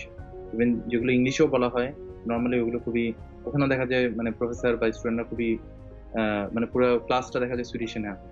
তো মানে ব্যাচেলার্স লেভেলে এখানে আসলে স্কলারশিপ নেই, এবং আসাটাও খুব রিস্কি। এই কারণে আমি বলছি, কারণ ওদের দেখা যায় প্রচুর টাকা দেখাতে হয়, টিউশন ফিসও অনেক, পাশাপাশি লিভিং কস্টও ওদেরকে ম্যানেজ করতে হচ্ছে ওদের জব করে। তো সেক্ষেত্রে যেটা রিস্ক থাকে যে অনেক সময় পড়ালেখা শেষ না করতে পারার একটা চান্স থেকে যায়। এটা আমার পার্সোনাল অভিজ্ঞতা থেকে বলছি, শুধু সুইডেনে না, জার্মানিতেও আমি দেখেছি যে অনেকে B1 লেভেল পর্যন্ত জার্মান শিখে, ওরা অ্যাপ্লাই করতে পারে অনার্সের জন্য, অনেকে আসে, কিন্তু দেখা যায় আসার পর ওরা ক্ষেত্র বিশেষে টিউশন ফিস দিতে হয় বা দিতে হয় না, কিন্তু লিভিং কস্ট উঠানোর জন্য সবাই দেখা যায় যে অনেকক্ষণ কাজ করে। তো নর্মালি 8 ঘন্টা কাজ করার পর পড়ালেখা করা কিন্তু খুবই টাফ। এবং এখানে যে পড়ালেখা আছে এটা কিন্তু এমন আমাদের বাংলাদেশের মতো না যে সারা বছর বসে থাকলাম। প্রায় জায়গায় যেটা হয় বা সেমিস্টারের শেষে গিয়ে সে আমরা রাতের বেলা পড়ে অ্যাসাইনমেন্ট করে জমা দিয়ে দিলাম, ওভাবে হয় না। এখানে ক্লাস অ্যাটেন্ড করতে হয়, অ্যাসাইনমেন্ট থাকে, গ্রুপ স্টাডি থাকে, এবং প্রত্যেকটা কোর্সেরই দেখা যায় যে একটা সামারি দিতে হয় যেটা কাইন্ড অফ একটা আর্টিকেলের মতো। সো সবাইকে কিন্তু এখানে প্রচুর টাইম ইনভেস্ট করতে হয়। তো সেক্ষেত্রে দেখা যায় ব্যাচেলার স্টুডেন্ট যারা আছে ওরা একটু পিছিয়ে পড়ে, কারণ ওদের একটা দেখা যায় যে লিভিং কস্টটা ওদের উঠাতে হয়। যদি 3 বছর থাকতো এখানে, এত টাকা নিয়ে কেউ আসতে পারে না। তো মোস্ট অফ দ্য কেসে যেটা হয় যে ওরা ওদের গ্র্যাজুয়েশন মানে ওদের ব্যাচেলার্স কমপ্লিট করতে পারে না। সো এটা না করতে পারার কারণে পরবর্তীতে ওরা ভিসাও পায় না, মানে এক্সটেন্ডও করতে পারে না, এবং আনফর্চুনেটলি অনেককে ব্যাক করতে হয়, অথবা অনেকে দেখা যায় যে পর্তুগাল অথবা পোল্যান্ডে বিভিন্ন জায়গায় চলে যায়, ওরা ইলিগালি থাকে। তো তখন দেখা যায় কাইন্ড অফ একটু মানবতর জীবনযাপন হয়ে যায় ওদের। তো এই কারণে আমি বলবো যে অনার্স লেভেলে থাকলে না আসাটাই বেটার। আচ্ছা, এরপর একজন প্রশ্ন করেছে যে এম ফার্ম অর্থাৎ ফার্মাসি নিয়ে কিছু বললে ভালো হতো, ফার্মাসির ফিল্ড কেমন সুইডেনে? হ্যাঁ, সুইডেন ফার্মেসি ফিল্ডও খুবই ভালো আমার মনে হয় এখানে। এবং যারা আমি বলবো যারা আমি জানি না বাংলাদেশে উড সায়েন্স আছে কিনা, উড সায়েন্সে এখানে প্রচুর কাজ হয় আমার মনে হয়, বা এটা বলা যায় সিভিলে যারা আছে তারা এখানে আসতে পারে, কারণ এখানে যে ঘরগুলো বানানো হয় ওরা নর্মালি ব্রিক ইউজ করেন, সবগুলো কাঠের। এবং অনেক সময় দেখা যায় যে ঘরগুলো অনেকটা লোগোর মতো হয়, আমরা যেরকম খেলনার মতো থাকে ওদের যেই বড় বড় গাড়িগুলো আছে যে বুলডোজারের মতো, ওগুলো ওগুলো করে নিয়ে আসে এবং খোপে খোপে বসা দেয় বাসাগুলো। তো ওদের ওরকম তো ওগুলোতে প্রচুর ডিমান্ড আছে। ফার্মাসি যারা পড়ে আসবে বা যারা মেডিসিন নিয়ে পড়ালেখা করতে চায়, মানে ডাক্তারি নিয়ে যারা পড়ালেখা করতে চায়, তাদের জন্য প্রচুর অপরচুনিটি আছে এখানে।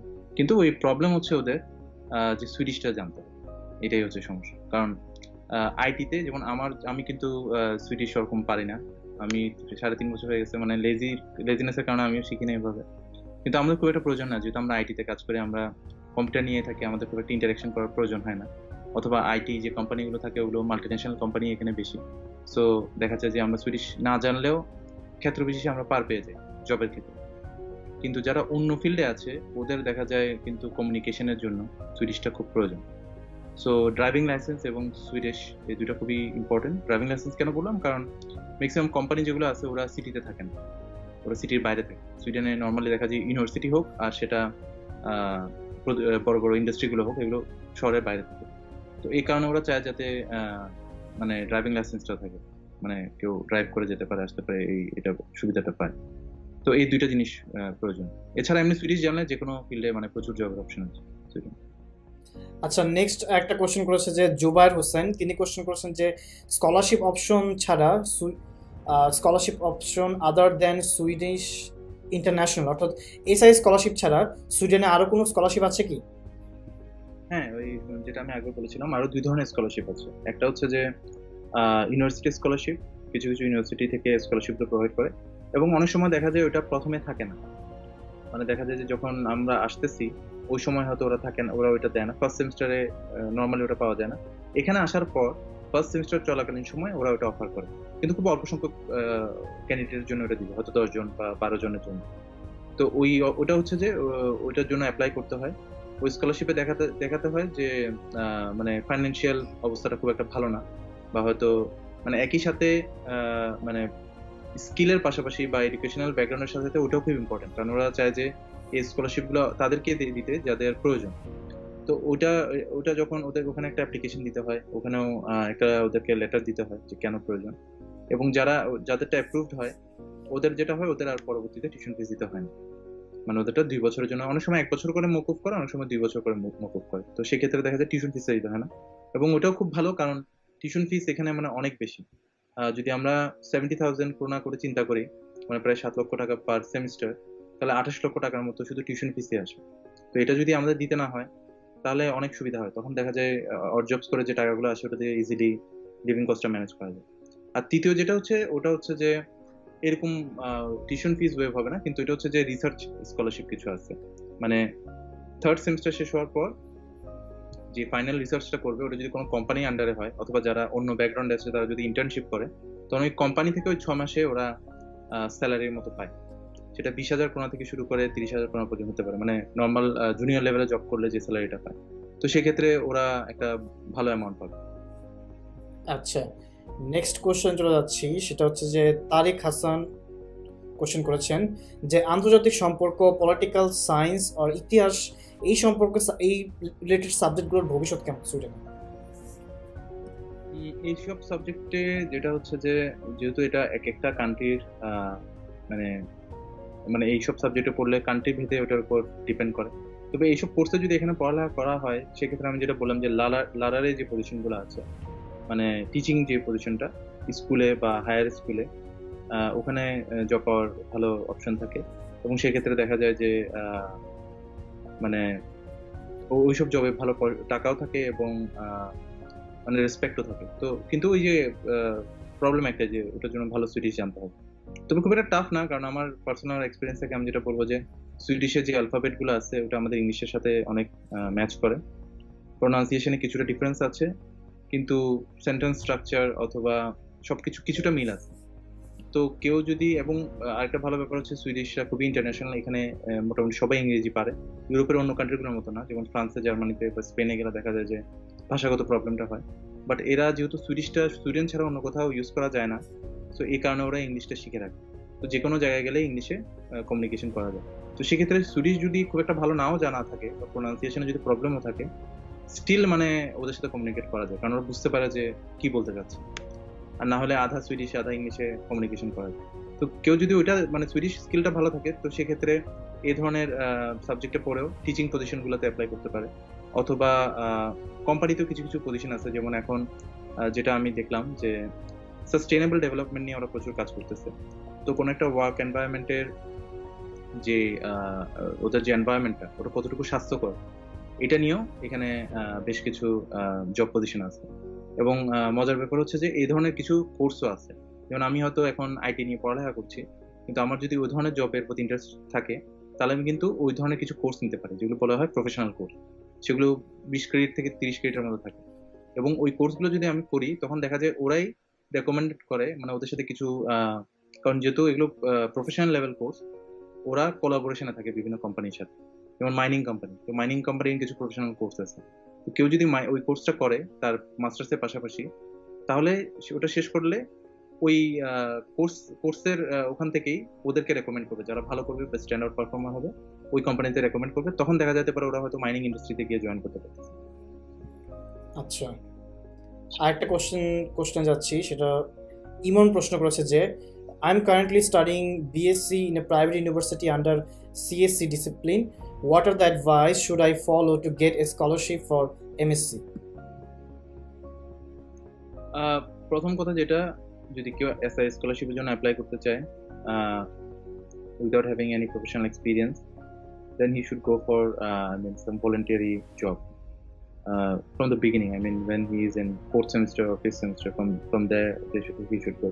I mean, তখন যেটা হবে কি, ওই এক্সপিরিয়েন্সটাও কিন্তু যখন, যদিও ওটা মনিটারি কোনো বেনিফিট নেই আমার, আমি যেমন ধরেন আমি 5th সেমিস্টারে আছি, ওই সময় আমি যদি এরকম কোনো ভলান্টারি গ্রুপে জয়েন করি এবং ওখানে কাজ করি 2 বছর, 5th সেমিস্টার থেকে 8th সেমিস্টার পর্যন্ত, তাহলে যেটা হবে কি, আমার ওই 2 বছরের যেটা ওয়ার্ক, ওটাকে যদি ওরা ওয়ার্ক এক্সপিরিয়েন্স হিসেবে কাউন্ট করতেছে, ওই আওয়ার্সগুলো আমরা কিন্তু ইউটিলাইজ করতে পারবো। তো সেই ক্ষেত্রে যদি আমার প্রফেশনাল এক্সপিরিয়েন্স নাও থাকে, ওই লিডারশিপ স্কিল দিয়ে অথবা ভলান্টারি স্কিল দিয়ে আমি কিন্তু ওই 3000 ঘন্টার ওটা পার করতে পারবো। তো এসআই স্কলারশিপে এটা খুবই ইম্পর্টেন্ট। মেইন হচ্ছে যে ওটার মূল রিকোয়ারমেন্ট হচ্ছে 3000 ঘন্টা থাকতেই হবে। কারো যদি একাডেমিক প্রোফাইল খুবই ভালো হয়, মানে সে যদি 4 out of 4 সিজিপিএ থাকে, তার যদি অনেকগুলো রিসার্চ পাবলিকেশনও থাকে, ওই 3000 ঘন্টা যদি ফুলফিল করতে না পারে, তাহলে সে এসআই স্কলারশিপের জন্য মানে সিলেক্টেড হবে। সো মানে যেই সাবজেক্টেই পড়ুক না কেন, মাথায় রাখতে হবে এই স্কলারশিপ যদি পেতে হয়, ইদার তাকে পাশ করে মানে ব্যাচেলার শেষ করে 2 বছর জব করতে হবে, অথবা সে যদি তাড়াতাড়ি অ্যাপ্লাই করতে চায় বছর খানেকের মধ্যে, তাহলে তাকে ওই পাশাপাশি কিছু ভলান্টিয়ারি জবে এক্সপিরিয়েন্স থাকবে। আচ্ছা, নেক্সট আরেকটা কোশ্চেন চলে যাচ্ছি। মাহমুদুল হাসান প্রশ্ন করেছে যে টেক্সটাইল ইঞ্জিনিয়ারিং বিএসসি মাস্টার্সের সময় কি এমবিএ রিলেটেড সাবজেক্টে অ্যাপ্লাই করে চান্স পাওয়ার পসিবিলিটি কতটুকু জানাবেন প্লিজ। হ্যাঁ, এখানে ওরা যেটা হচ্ছে যে ওরা খুব একটা রেস্ট্রিক্টেড না। আই মিন, আমি অনেক এখানে দেখেছি যারা উড ডিপার্টমেন্টে আছে, মানে কাঠ নিয়ে কাজ করছে, সেখানে কেমিস্ট্রি ডিপার্টমেন্ট থেকে আসছে, তার হয়তো তার কেমিক্যাল যে পার্টটা আছে সেটা নিয়ে কাজ করতেছে। আবার অনেকে ফিজিক্স বা ম্যাথ ডিপার্টমেন্ট থেকে আসছে, ওরা হয়তো ওদের বিভিন্ন সাইজ নিয়ে বা কতটা প্রিসাইসলি ওটা কাটা উচিত ওই ধরনের কাজ করতেছে। তো বিভিন্ন ব্যাকগ্রাউন্ডেরও যারা আছে ওরা কিন্তু সামহাও যদি রিলেট করতে পারে তাহলে ওটা পসিবল। তো কেউ যদি টেক্সটাইল ইঞ্জিনিয়ারিং পড়ে থাকে সেও চাইলে এমবিএ অ্যাপ্লাই করতে পারে। তো সেক্ষেত্রে যেটা আহ, ব্যাপারটা হবে যে এটা পুরোপুরি যে ইউনিভার্সিটিতে অ্যাপ্লাই করছে ওদের উপর ডিপেন্ড করে, ওদের মাইন্ডসেটের উপর ডিপেন্ড করে। ওরা যদি মনে করে যে মানে he is eligible to do this program, then সমস্যা হয় না। তো নর্মালি যারা মানে টেকনিক্যাল সাইড থেকে আছে ওদের জন্য বেনিফিটটা হচ্ছে ওরা যে কোনো টপিকে সুইচ করতে পারে। ফর এক্সাম্পল, এখন আমি যদি কোনো বিজনেস রিলেটেড অথবা এরকম আহ, অন্য কোনো যেমন এখানে মিউজিক ডিপার্টমেন্ট আছে, ওগুলো যদি আমি অ্যাপ্লাই করি খুবই চান্স আছে হয়তো ওরা নিতে পারে, যেহেতু কোনো প্রায়ার এক্সপিরিয়েন্স ছাড়াই। অথবা যদি আমার কিছু কোর্স করা থাকে অনলাইন বা কিছু আইডিয়া থাকে, ওটা দিয়ে হয়তো নিতে পারে। যদিও মানে ওটার পসিবিলিটি 100% আমি বলবো না, হয়তো 50% হয়ে যায়, but they always keep a open mind for this kind of scenario. তো হয়তো বা এটা ডিপেন্ড করে ইউনিভার্সিটি। আচ্ছা, সাইদ আরাফাত প্রশ্ন করেছে যে এখন জব ফিল্ডের অবস্থা কি ভাইয়া সুইডেনে? এখানে জবের অবস্থা তো এখন সব জায়গায় প্যান্ডেমিকের জন্য একটা প্রবলেম তো এখন চলতেছে, কিন্তু আমি যেটা বললাম যে যাদের জব চলেও গেছে ওরাও কিন্তু প্রতি মাসে ওদের স্যালারি, মানে ওরা যে স্যালারিটা ড্র করতো তার 80% পাচ্ছে কিনা। তার সাথে কোম্পানি কোনো হয়তো সম্পর্ক নেই, তার জব চলে গেছে কিন্তু 80% পাচ্ছে, এবং ওরা প্রায় 2 বছর পর্যন্ত এই সুবিধাটা পাবে বিভিন্ন মানে এখানে কমিউনিটি থেকে অথবা ওয়ার্কার ইউনিয়ন্স যে কমিউনিটিগুলো আছে ওখান থেকে পাবে। সো এটা কিন্তু একটা বড় ব্যাপার। এটা কিন্তু আমি আমি জানি না মানে বিশ্বের কয়েকটা জায়গায় এই ধরনের সুবিধাগুলো দেয়, মানে স্যালারি 80% ওরা দিচ্ছে। এবং এটার জন্য আমাদের আসলে তেমন কিছু করতে হয় না, জাস্ট ওইসব ইউনিয়নে 6 মাস থেকে 12 মাসে যদি সাবস্ক্রিপশন থাকে, এবং তাও নাম মাত্র মূল্যে, মানে হয়তো 12 মাসে আমি 1,000 টাকা করে দিচ্ছি, 12,000 টাকা দিচ্ছি। তো ওই ওই 1 বছর ফিল করার পরে তার যদি চাকরি চলে যায় তাহলে সে কিন্তু এই সুবিধাটা পাবে। বাট যেটা হচ্ছে প্রতি মাসে হয়তো তাকে ওদের সাথে কথা বলতে হবে এবং দেখাতে হবে যে সে জবের জন্য অ্যাপ্লাই করতেছে। এমন না যে আমি বসে থাকলাম প্রতি মাসে টাকা নিলাম, ওরকম না। আমাকে দেখাতে হবে যে আমি অ্যাপ্লাই করতেছি। ওরাও হেল্প ক্ষেত্র বিষয়ে এটাও যেটা লাভ, এই ওয়ার্কার ইউনিয়ন যারা আছে ওরাও চেষ্টা করে যে যাদের জব চলে গেছে ওদেরকে যাতে রেসপেক্টিভ জায়গাগুলোতে ওদের সিভি গুলো পাঠায়। এবং আরেকটা মজার ব্যাপার হচ্ছে অনেক সময় ওরা কোম্পানি থেকে এমন অফার করে যে আমাদের এই লোকটাকে যদি তোমরা নাও তাহলে তার স্যালারির 50% থেকে 80% আমরা দিই ফর 6 মান্থস। কারণ অনেক সময় এমন হতে পারে যে কেউ হয়তো খুব ফ্রেশার বা হয়তো চাকরি চলে গেছে, তার কোনো রিলেভেন্ট ফিল নেই, তো সে এমন একটা জায়গায় যাচ্ছে যেখানে হয়তো তার এক্সপার্টাইজটা খুব একটা কাজে লাগবে না এমপ্লয়ারের, কিন্তু 6 মাসে হয়তো সে বিল্ড করতে পারবে বা হয়তো ওরকম এক্সপিরিয়েন্স গ্যাদার করতে পারবে। সেক্ষেত্রে এমপ্লয়ার কিন্তু ওইটাও চিন্তা করবে যে আচ্ছা ওর স্যালারি অনলি 20% আমি দিই, বাকি 80% থেকে মানে 50 থেকে 80% ওই কোম্পানি দিচ্ছে, ইউনিয়নগুলো দিচ্ছে। তো it's a win win situation, কারণ ওই কোম্পানিগুলো বা এজেন্সি যেগুলো যারা নর্মালি 80% স্যালারি দিয়ে থাকে ওদেরকেও দেখা যাচ্ছে যে পুরোটা দিতে হচ্ছে না, ওরা ওই 80%-এর 80% দিচ্ছে, আর কোম্পানিগুলো দেখা যাচ্ছে অনলি 20% দিচ্ছে। তো সেক্ষেত্রে দেখা যায় যে জব তো এখন দেখা যাচ্ছে যে অ্যাজ এ ইন্ডিভিজুয়াল অ্যাপ্লিকেন্ট হিসাবে কিন্তু অনেক ধরনের সুবিধা আছে। তো সেভাবে চিন্তা করলে এখানে জবের অপরচুনিটি আছে, কিন্তু ওই যে ঘুরে ফিরে কথা একটাই যে মানে যেটা আমরা প্রবলেম ফেস করি, ইউএসএ কানাডা মানুষ কেন যেতে চায়, কারণ ওখানে ইংলিশ থাকলেই মানে যে কোনো জবের জন্য এটা এনাফ। কিন্তু এখানে যে প্রবলেম হচ্ছে ল্যাঙ্গুয়েজ লাগে। তো এটা একই সাথে কিন্তু এটা আমরা চিন্তা করতে পারি যে অনেকটা ট্রেড অফের মতো, কারণ যখন ইংলিশ স্পিকিং কান্ট্রিগুলোতে কেউ যায়, কানাডা, অস্ট্রেলিয়া অথবা ইউএসএ, সেক্ষেত্রে সবাই পারে। তো দেখা যায় যে কম্পিটিশন যেটা হয় এটা অনেক বেশি। কিন্তু এই ক্ষেত্রে যদি আমার প্রপার স্কিলও থাকে, পাশাপাশি আমি সামহাও ল্যাঙ্গুয়েজটা আমি জানতে পারি, সেক্ষেত্রে যখন আমি জবের জন্য অ্যাপ্লাই করবো দেখা যাবে আমার কম্পিটিশন অনেক কমে গেছে, তো তখন জব পাওয়ার পসিবিলিটিও বেড়ে যায়। So it's kind of trade of. আচ্ছা, নেক্সট আরেকজন প্রশ্ন করেছে যে পাবলিক হেলথের জব ফিল্ড কেমন সুইডেনে, সেই সম্পর্কে যদি বলতেন। প্রথম যেটা আমি বললাম যে নার্সিং এর, যেটা আমি অনেককে দেখছি যাদের টোটাল কোনো নলেজই ছিল না মেডিসিন বা পাবলিক হেলথের উপর, যারা হয়তো ইকোনমিক্সে পড়ালেখা করেছে অথবা অন্য কোনো সাবজেক্ট থেকে মানে মাস্টার্স করেছে বা অনার্স করেছে বাংলাদেশে, এখানে আসার পর তারা দেখা গেছে এই ধরনের নার্সিং এর, বাট নর্মালি এটা স্পাউসদের জন্যই হয়েছে বেশিরভাগ, কারণ নর্মালি তো যারা আসবে তাদের তো একটা মাস্টার্স করতে হয়, সেক্ষেত্রে এই ধরনের কোর্স করাটা খুব টাফ হয়ে যায়। তো দেখা যায় এখানে কেউ যদি আসে তখন ওরা ফ্রি এই কোর্সগুলো করতে পারে, এই প্রোগ্রামগুলো করতে পারে, নার্সিং অথবা হেলথ রিলেটেড বিভিন্ন প্রোগ্রাম আছে এখানে। তো ওদের 2 বছর থেকে 3 বছরের বিভিন্ন প্রোগ্রাম আছে, এবং এই প্রোগ্রামগুলোতে যারা থাকে পরবর্তীতে ওরা দেখা যায় বিভিন্নভাবে ওদেরকে ইউজ করে। কেউ নার্সিং এর কোর্স কোর্স করে, কেউ হয়তো পাবলিক হেলথের উপর কোর্স করে, কেউ মেডিসিন নিয়ে কাজ করে, কেউ ফার্মাসিতে কাজ করে। তো ওদেরকে পরবর্তী দেখা যায় যে ওদের খুবই ডিমান্ড, কারণ সুইডেনে কিন্তু সুইডেন মানে পুরো নর্ডিক কান্ট্রিগুলোতে, নরওয়ে, সুইডেন, নেদারল্যান্ড, নেদারল্যান্ড পড়ে না বাট তারপরেও কাছাকাছি যেহেতু ওদের করলাম, ফিনল্যান্ড এবং ডেনমার্ক, এই 4টা নর্ডিক কান্ট্রিগুলোতে দেখা যায় নার্সদের কিন্তু প্রচন্ড ডিমান্ড। এবং ওরা দেখা যায় শুধুমাত্র এখানেই না, সুইডেনে যারা নার্সিং এর কোর্স করে নার্স হয় তাদের অনেক সময় দেখা যায় নরওয়েতে বা ডেনমার্কেও 6 মাস বা 5 মাসের অ্যাসাইনমেন্টে যেতে হয়, এবং ওখানে ওদের থাকা খাওয়া দেখা যায় ফ্রি হয় most of the time. So পুরো স্যালারিটাই ওদের মানে পকেটে আসে। তো ওদের মানে এখানে মানে হেলথ রিলেটেড যতগুলো জব আছে ওখানে খুবই ভালো মানে ফ্যাসিলিটি দেওয়া, স্পেশালি মানে যারা ডাক্তাররা স্টকহোম থেকে এখানে আসে বা মুভমেন্টের মধ্যে থাকে, কারণ দেখা যায় যে একজন এক জায়গায় খুব একটা থাকে না, যেখানে প্রয়োজন ওদের ওখানে সুইচ করে। তো মোস্ট অফ দ্য টাইম ওদের যে বাসা থাকে, বাসা ভাড়াটা এখানে অনেক বেশি হয়। নর্মালি ফ্যামিলি নিয়ে থাকলে বাংলাদেশি টাকায় 80,000 থেকে 1 লাখ টাকার মতো শুধু ঘর ভাড়ায় আসে। তো সেক্ষেত্রে ওই কস্টটা পুরোটাই এলিমিনেট হয়ে যায় যখন এই ধরনের জব থাকে, কারণ ওদেরকে থাকার জায়গা দিয়ে। সো আমি বলবো খুব ভালো অপরচুনিটি আছে। আচ্ছা, আসাদ আর লিঙ্কন প্রশ্ন করেছে যে টেক্সটাইল রিলেটেড সাবজেক্টের কি কোনো অপরচুনিটি আছে এমএসসি বা পিএইচডি প্রোগ্রামে? হুম, আছে, কিন্তু এখন সমস্যা হচ্ছে হয়তো আইটি লেভেলের মতো মানে আইটি জবগুলো যেরকম বা আইটি পিএইচডি বা মাস্টার যেরকম অ্যাভেলেবেল, হয়তো ওখানে অতটা থাকবে না, অতটা প্রোগ্রাম হয়তো থাকবে না।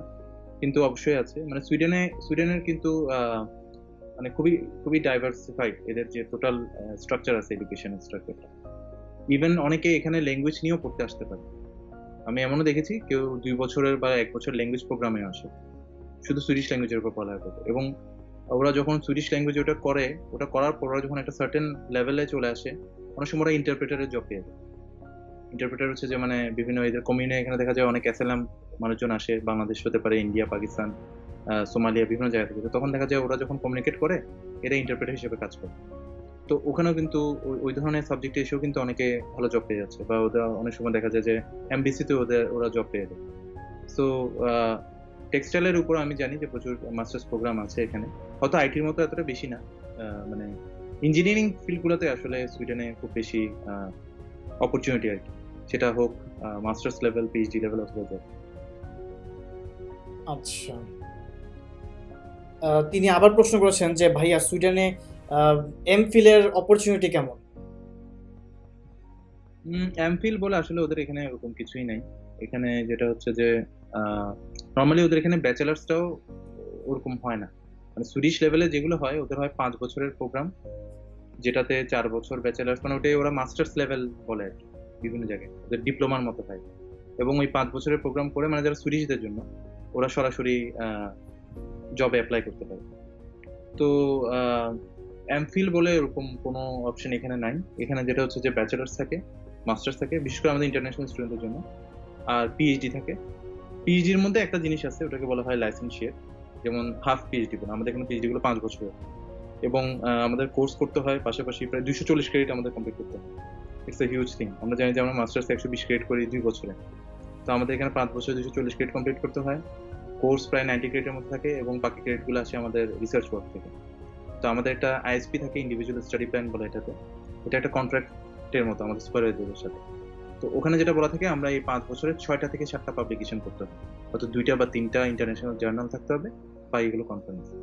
তো যখন কেউ একটা জার্নাল এবং 2টা কনফারেন্স পেপার হয়ে যায়, মানে 3টা অথবা 4টা পেপার যখন হয়, তখন সে চাইলে লাইসেন্সিয়েট করতে পারে। এটা ইচ্ছার উপর। লাইসেন্সিয়েট হচ্ছে অনেকটা, এটা হয়তো এমফিল এর সাথে কেউ কম্পেয়ার করতে পারে। তো ওটা হচ্ছে একটা ডিগ্রির মতো। একটা ওটার জন্য বুক লিখতে হয়, থিসিস বুক, একটা ডিফেন্স দিতে হয়, এবং এরপর দেখা যায় যে তাকে ডিগ্রি দেয় লাইসেন্সিয়েট। ওটা হলে স্যালারিও বাড়ে এবং পাশাপাশি একটা ডিগ্রিও পাওয়া যায়, মানে অনেকটা হাফ পিএইচডি বলা হয় এটা। তো আমি মার্চে হয়তো ডিফেন্স দিব। আমার মানে প্রাইমারি রিকোয়ারমেন্টটা ফুলফিল হয়েছে। 3টা পেপারে, তো হয়তো আমি মার্চে ডিফেন্স দিব, তো ওটার সাথে হয়তো এটাকে আমি রিলেট করতে পারি, কিন্তু এমনি এমফিল এর জন্য আলাদা কোনো পজিশন আছে বলে আমার জানা নেই। আচ্ছা, শাহরিয়ার মির্জা সাকিব প্রশ্ন করেছেন যে ভাইয়া ইউকে এবং সুইডেনের এমবিএ এর কোন সাবজেক্ট প্রিফার বেশি করেন, ইউকে ভার্সেস সুইডেন? সুইডেনে আমি সবসময় বলবো যে সুইডেন বেটার, কারণ প্রথম কথা হচ্ছে সুইডেনে যদি আমরা এমবিএ করতে আসি বা সুইডেনে যে কোনো আমি কোর্সে পড়ালেখা করতে আসি, আসার পর আমরা 6 মাসের জব এক্সটেনশন পাচ্ছি। পাশাপাশি যখন আমরা এখানে আছি, এখানে দেখা যায় অড জবস হোক এবং যে কোনো কিছু করার জন্য কোনো স্পেসিফিক টাইম রিকোয়ারমেন্ট থাকে না। ফর এক্সাম্পল জার্মানিতে যারা আছে তারা যখন জব করে ওদেরকে অনেকটা বলে হিউই জব বলে এটাকে। তো ওরা ক্যান্টিনে, ইউনিভার্সিটি ক্যান্টিনে, লাইব্রেরিতে অথবা কোনো কোম্পানিতে জব করতে পারে হিউই জব, এবং ওটা দেখা যায় সপ্তাহে 20 ঘন্টা একটা টাইম অ্যালট থাকে, এর চেয়ে বেশি কেউ করতে পারে না। বাট সুইডেনের যেটা সুবিধা হচ্ছে যে এখানে কিন্তু ওরকম নাই, এখানে 40 আওয়ার্সও করতে পারে, যদি কাজ পায় সে করতে পারে, কোনো সমস্যা নেই। এবং এখানে কোর্স যেগুলো আছে ম্যাক্সিমাম সময় কিন্তু এমন না যে 5 দিন খুব প্যাক থাকে। নর্মালি আমার যেটা এক্সপিরিয়েন্স হয়েছে এখানে কোর্স করার সময়, একটা সেমিস্টার করার সময়, যে 7 দিনের মধ্যে 2 দিন তো আমাদের বন্ধ হয়ে থাকে, শনিবার রবিবার, আর 5 দিনের মধ্যে বিয়ারলি 2 দিন হয়তো ক্লাস থাকে, দুইটা বা, কারণ ওদের ওদের সিস্টেমটা হচ্ছে এরকম, প্রত্যেক সেমিস্টারে ওরা 2টা কোয়ার্টারে কনভার্ট করে। সো পুরো ইয়ারে ওদের 4টা কোয়ার্টার থাকে, Q1 Q2 Q3 Q4। তো Q1 কোয়ার্টার যেটা হয় ওটা হচ্ছে 1.5 মাস বা 2 মাসের একটা কোয়ার্টার। ফর এক্সাম্পল আমরা যদি অগাস্ট থেকে শুরু করি, তো অগাস্ট থেকে অক্টোবর পর্যন্ত একটা কোয়ার্টার, আবার অক্টোবর থেকে জানুয়ারি বা ডিসেম্বর পর্যন্ত একটা কোয়ার্টার। তো প্রত্যেক কোয়ার্টারে 2টা কোর্স থাকে, 2টা বা 3টা কোর্স থাকে। তখন দেখা যায় যে এতগুলো ক্লাস হয় না এখানে, নর্মালি দেখা যায় 2 দিন বা 3 দিন থাকে ম্যাক্স। তো সেক্ষেত্রে কেউ যদি অনেক লম্বা সময় ধরে কাজ করতে চায় বা 20 ঘন্টার বেশি কাজ করতে চায়, সে কিন্তু পারে, কারণ তার 4 দিন সময় থাকে। মানে সে যদি উইকডেজ গুলোতে বা যেদিন ক্লাস আছে ওই দিন কোনো কাজ করলেও না, অন্য 4 দিনে কিন্তু সে চাইলে 8 ঘন্টা করে কাজ করতে পারতেছে। কিন্তু ইউকে যে প্রবলেমটা হচ্ছে, যেটা আমি ফেস করছি, প্রথম কথা হচ্ছে পপুলেশন অনেক বেশি ওখানে, অনেক মানুষ আসতেছে, যেটা সুইডেনে না। সুইডেনে ইমিগ্রেশন খুবই টাফ, কখনো ইলিগালি সুইডেনে কেউ থাকতে পারে না, খুবই টাফ। তো ইউকেতে দেখা যাচ্ছে যে প্রচুর ইলিগাল ইমিগ্রেন্ট আছে, অনেক মানুষ আছে, তো ওখানে কম্পিটিশন বেশি। এবং ওখানে যে পড়ালেখা করার পর নর্মালি ওরা দেখা যায় যে মানে কাইন্ড অফ ফোর্সফুলি ব্যাক করতে পারে। কারো যদি অলরেডি ওখান থেকে মানে ওরকম জব না পেয়ে যায়, বা মানে কোনো কেউ পরিচিত না থাকে যে তার জন্য ওয়ার্ক পারমিটে একটা জব কোথাও ম্যানেজ করে দিবে, ওখানে কিন্তু এক্সটেনশন বা ওরকম কিন্তু সহজে অ্যাপ্লাই করতে পারে না। কারো যদি 2 বছরের মাস্টার্স প্রোগ্রাম হয়, সে যদি সামহাও 18 মাসে শেষ করে ফেলে, স্টিল তাকে ওই 6 মাস থাকতে দিবে না, তাকে ইমিডিয়েটলি বলবে you have to leave the country. তো ইউকের যে সিচুয়েশনটা আমি বলবো যে এতটা ভালো না। এবং ওদের ইকোনমিও যদি আমি বলি এখন অনেক পুরো, কারণ ওখানে মানে একটা সময় খুব ভালো ছিল, যখন 2000 সাল থেকে 2010 সাল পর্যন্ত, তখন অনেক অপরচুনিটি ছিল। এখন কিন্তু স্টুডেন্টদের জন্য অপরচুনিটি খুবই কম। যারা অলরেডি চলে গেছে তারা হয়তো ভালো পজিশনে আছে, কিন্তু কেউ যদি ওখানে মাস্টার্স করে বা মানে স্কলারশিপ নিয়ে পড়তে যায়, সেটা ভিন্ন কথা। কিন্তু এমনি নর্মালি যদি আমরা ওভাবে চিন্তা করি যে আমি পড়ালেখা শেষ করে আমি থাকবো বা আমি হয়তো ওখানে সেটেল হবো, সেক্ষেত্রে আমি বলবো সুইডেন খুবই ভালো। কারণ সুইডেনে সামহাও একটা জব ম্যানেজ করতে পারলে, 4 বছর থাকতে পারলে কিন্তু পিআর পাওয়া যায়। স্পেশালি পিএইচডির কথা আমি বলবো, কারণ পিএইচডি 5 বছরের হয় আমাদের প্রোগ্রামটা। তো 4 বছর পরে কিন্তু আমি চাইলে পিআর, মানে আমার আর 2 বছর পর, আমার 2 বছর শেষ হয়েছে, আমি চাইলে 2 বছর পর আমি চাইলে 1 বছর এক্সটেনশনও করতে পারবো, যেহেতু আমার হাতে আছে, অথবা আমি সরাসরি কিন্তু পিআর এর জন্য অ্যাপ্লাই করে দিতে পারবো। So by the end you finish your PhD, তোমার কাছে অলরেডি পিআর থাকবে। So it's amazing thing. কারণ নর্মালি যখন পিআর চলে আসে একবার, তখন কিন্তু জব চলে গেলেও নতুন জব পাওয়ার পসিবিলিটি অনেক বেড়ে যায়।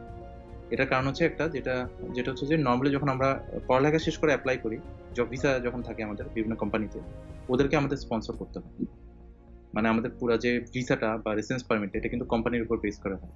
তো ওদেরকে একটা অ্যামাউন্ট পে করতে হয় এই মাইগ্রেশন পারমিটকে, যে আমি ওকে স্পন্সর করতেছি, which is a huge number.